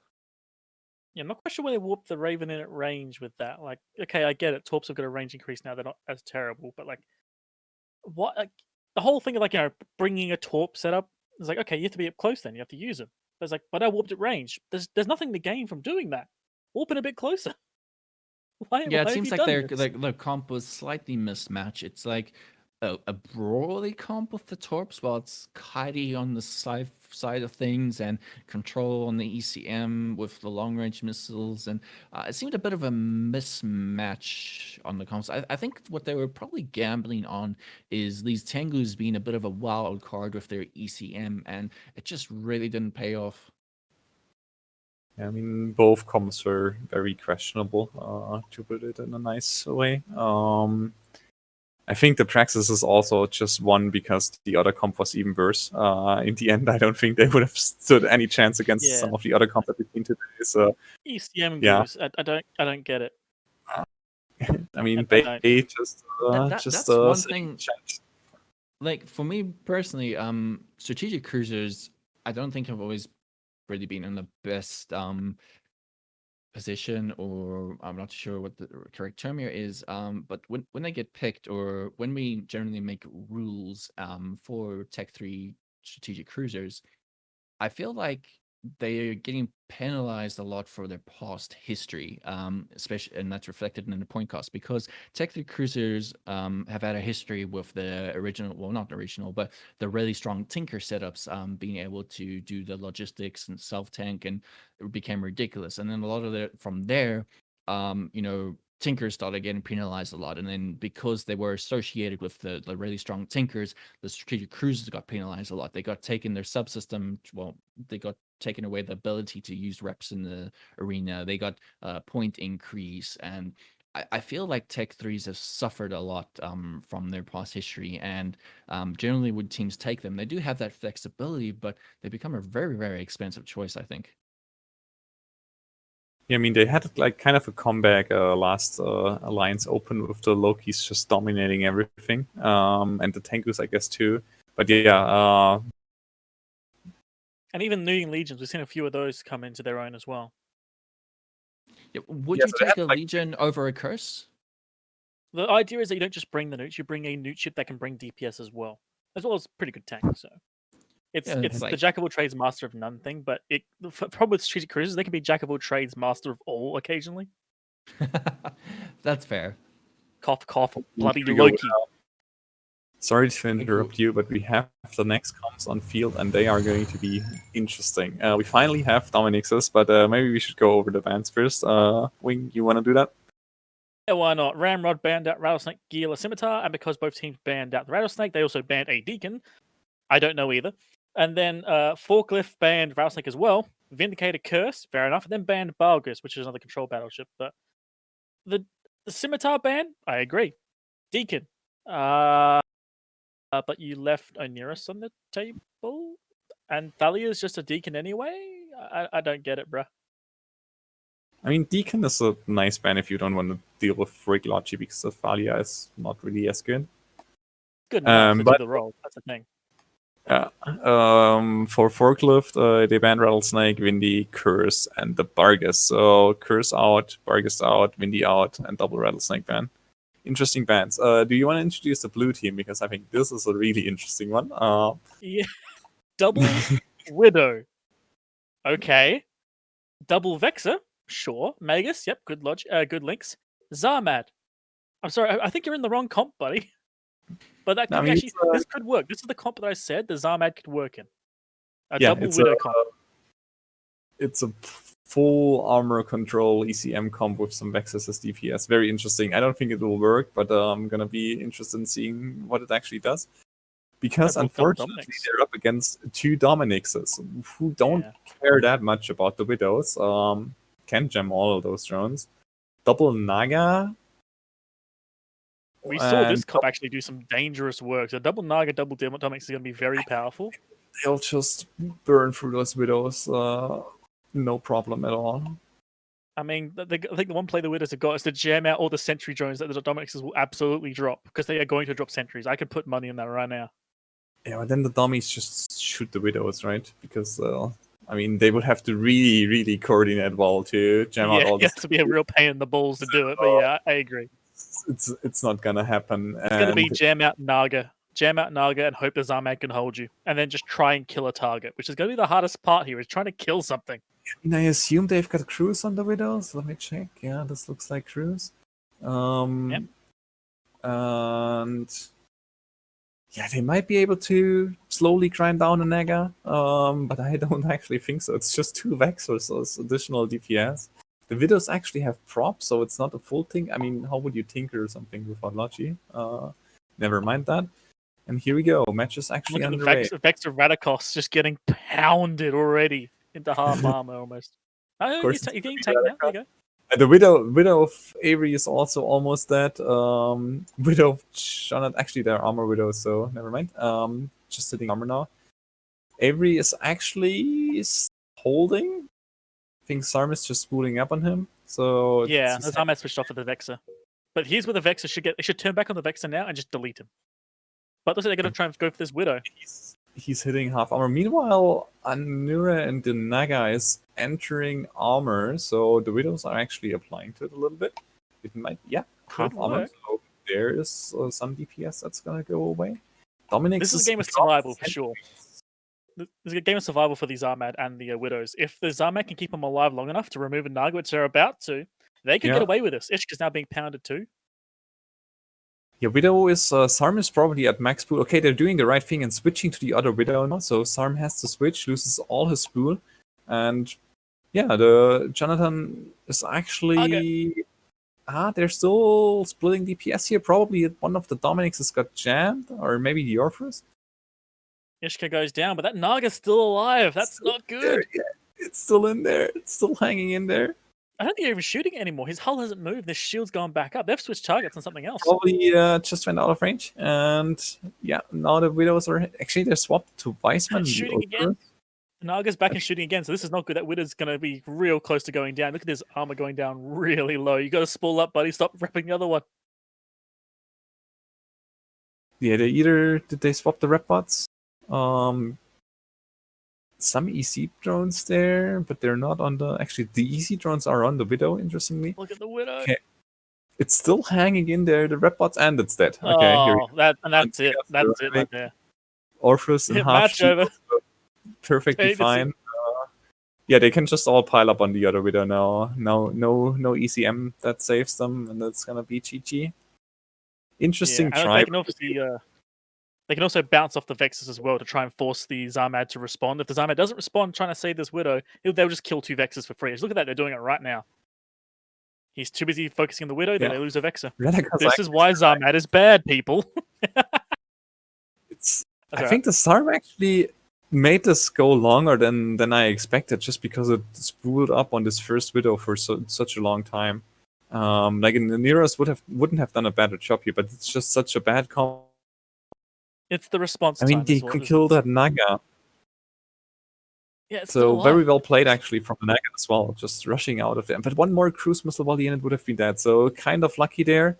Would have been interesting to see how the match would go with one Naga less. Probably still in favor of the red team. I just got to point out as well, that Naga is chilling outside of the Widow is snake block MGing range. in. Oh, hello. Widow's going to try and go for it, I guess. That's balls of steel, but Yeah, I don't here think that's going comes to work for you, MJ. buddy.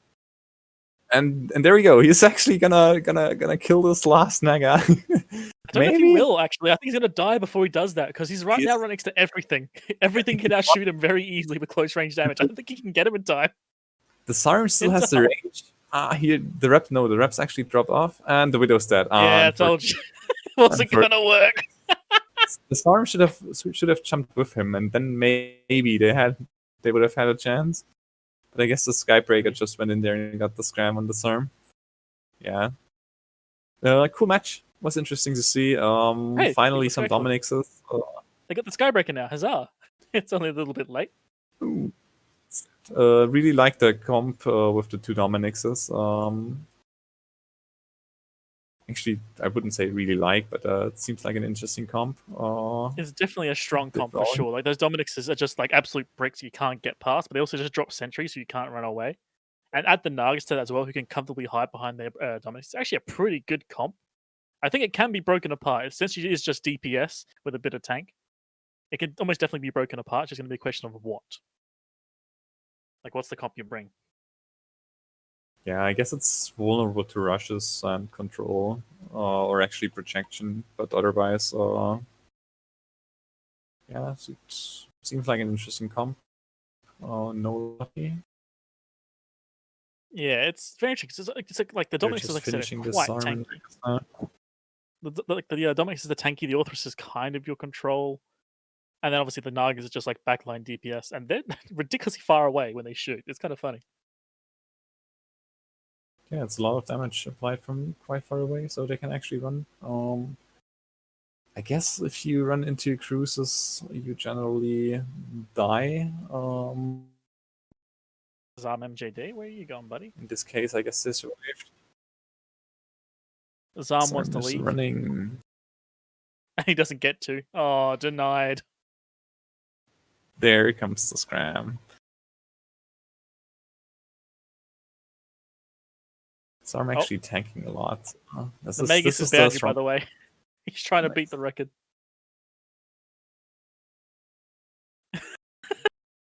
You guys can see local Buzz going for the win. Got this.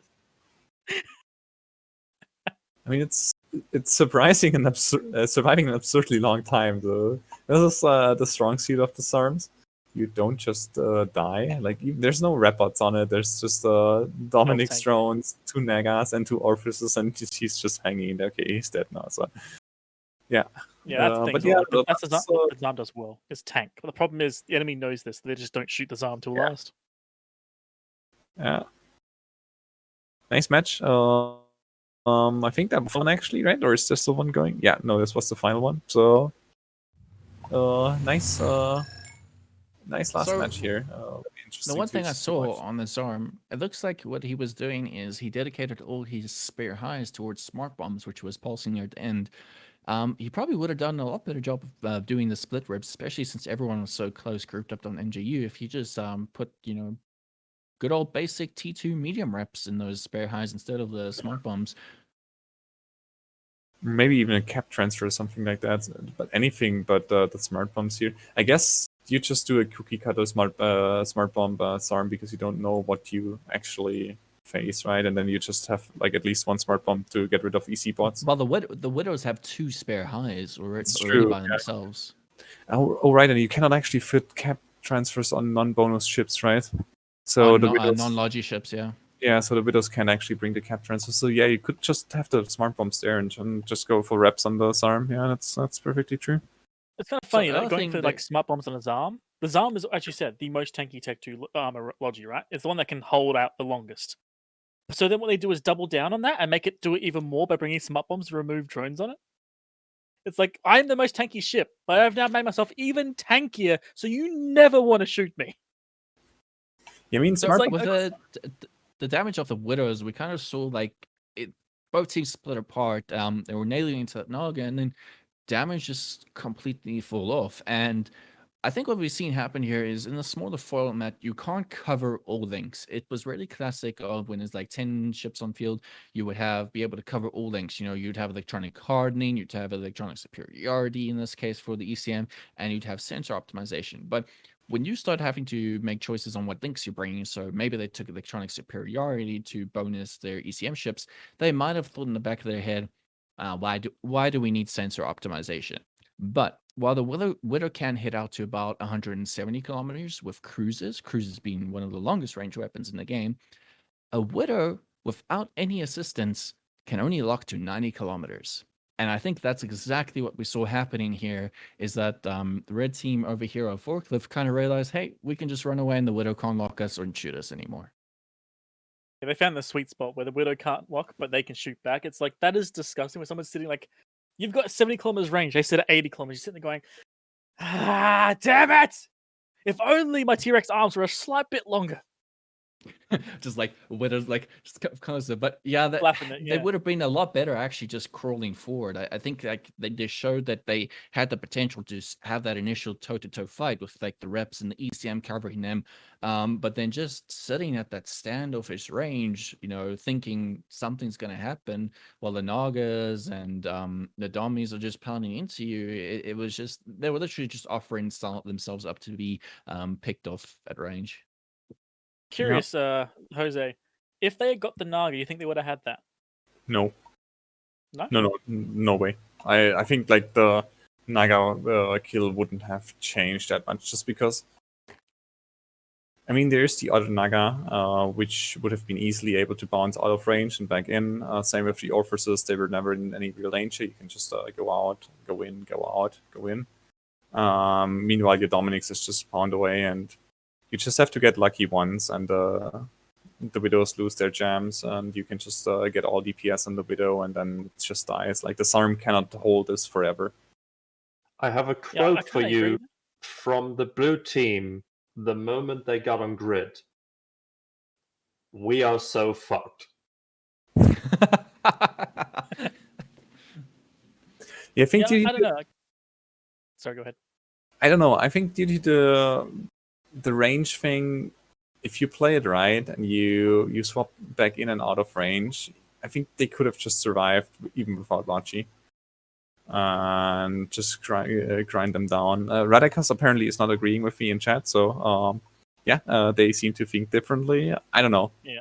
I kind of agree with Radikos, because if you remove the whole can't lock the bloody thing in the first place part and just think about the actual fight before that, if they kill the Naga, they have more time to switch the reps on their Zarmad, which is the one Yeah, thing that maybe. killed them. They couldn't respond quickly enough. If you remove the DPS, they can. Maybe. I mean, it depends on, like, had they killed the first Naga and the other players wouldn't have realized they could play the range thing, then they would have won, I think. Then they could Potentially, have yeah, for just sure. held and ground them down, because it took them quite a long time to actually kill the Widow. But in the end, it's really hard to say without knowing the exact fits. Well, I think there's a lot of like what ifs we can sort of, which is actually a good showcase for this sort of match. Well, it might look like hey, it was pretty one-sided. Widows being picked off at range and a bit of a grindy match. It was like, hey, what if the Widows had a bit more lock range, or what if Zarm had medium reps in its highs? It could Or if have they been didn't a bring a completely Zarm. different range. Well, points wise, that's maybe, but I get what you're saying. That's definitely it. There's a lot of what ifs which go into this thing, and that's where, well, obviously why the teams are practicing. They might come after this and say like, hey, we kind of realized that if something goes over 90 kilometers, our Widows can't hit it. All right. Yeah, sorry, So that was an interesting one for sure. what do you guys think of the other matches we saw today? Yeah, I think we had one very interesting one. That was the two armor comps versus each other. That was really nice to watch and well played. That was probably my favorite match. Not sure about you guys. In particular all match kind for of me. blurred together, I say. So the thing for me, like what I've liked seeing is like the sort of like semi-mirror matches or kind of mirror matches, or the same idea or the same Right. ships, different executions. So we saw Like we the saw matches one that that were we the had the same. two Ishimus on either side as well. Yeah, we saw what, like one of the comps, the first few matches we did, they had essentially the same ships in general, like in terms of role, but their idea of how they were going to do it was entirely different. And then we had the It's other one, almost which I like called the distorted mirror, which is the same idea but different ships. So it's almost like we're seeing like this core setup, which was actually saw in the beginning of like people going with the tracking battleship or something like that. And then, they have that core setup going there, but then the little pieces around that, or you might as well say like the Logi is a core part of it as well. But it's like, okay, we have our like DPS core, like, okay, do we do Logi or not? Which webs do we take? And it's all those little add-ons which they start adding on top of their core battleship layer, which starts differentiating these comps. And so when we look at them, that's probably why we get this idea of like it's a mirror, but it's not. They've taken this DPS core and they've started adding different layers onto it, which ends up making or breaking the comp, and we saw that quite a bit today. Yeah, but one thing that we shouldn't forget is those are open, so people are not gonna bring their ACOMs. They're gonna try meme things, they're gonna try new things, and most of those comms were probably of the more questionable kind. What we haven't told everyone is secret rules is when a tournament starts, you're actually only going to be allowed to use comps which are shown in opens. So That's not a thing. there are rumors that RamRod actually brought Widows because Forklift Certified Goths cancelled a training practice, session with them. So that's why they brought Jams, because it's the most annoying thing you can bring. If that's true, it's hilarious as shit. you cancel us? Well, fine. Enjoy having to lock us, you buggers. Can't swear. I have to be a good boy. I think we only saw one game with Deacons today as well. I Two, only I think. remember one. There's two, I think. Yeah. I could have sworn there was two. Was there two? An interesting thing I saw happen in one of I think it was where we had the Belgorns on both sides. I could be wrong, but what we saw happening there is an Ashimu had something tackled. It had a Dracovic tackled. This might have been, I guess, for the mid-tier game I'm thinking about right Yeah, now. I mean, I think we had those two games with Deacons both. So one with the Ashimus, one with the double Balgrons. Yeah, but what I just like when I comment on this, where the drones kind of go, because when I saw that, they're trying to kill their Shimu because it has the Dracovic tackled, and it was interesting to me that they decided to put their EC Swarm on the Shimu that they're trying to kill instead of possibly on the Deacons, which have two mids, which normally go to Injector and Prop. So it's maybe just a different mentality in what their priority was. If their priority was, we need the webs off, Yeah. like I can understand why the ECs are on the Shimu, but if the priorities we need to kill the Shimu, it might have been better putting these ECs on the Deacons to try and break up that rep cycle. But so it's kind of interesting to see where people prioritize putting these electronic warfare drones. I think in that case it was actually Ashimu that had the drag tackled, and the drag just wanted to get away there because it was getting rushed by a Tempest as well, but not completely locked down yet. So it was probably just a panic choice of okay, get all the drones on the Ashimu. I need to run. Yeah, do it now. We need to go. Come on. I agree. I would love to hear comms on some of these teams because we're kind of cool laid back here, but I can only imagine some of the screaming that's happening. Like, get this hawk off me! The hawk has me tackled. Something like that. Is that we're probably getting half the stuff that we're saying wrong. So it's always.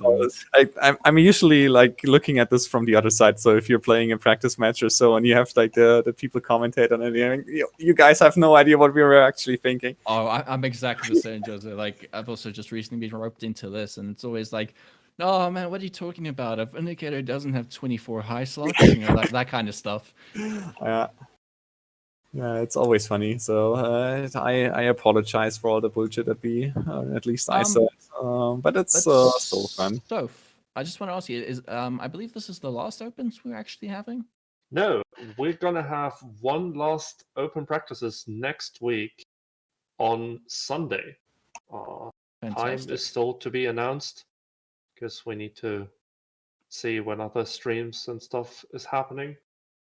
But we will announce that again on Twitter at Anger Games Eve and on our Discord as always. Yeah. And with that, I believe we are done with today. In a minute, we're going to go over to Cauldronborn, who's currently roaming through NoSec for 24 hours, apparently. All right, well, thanks for everyone for watching and staying. And yeah, it was fun. Thanks, everybody, and see you around.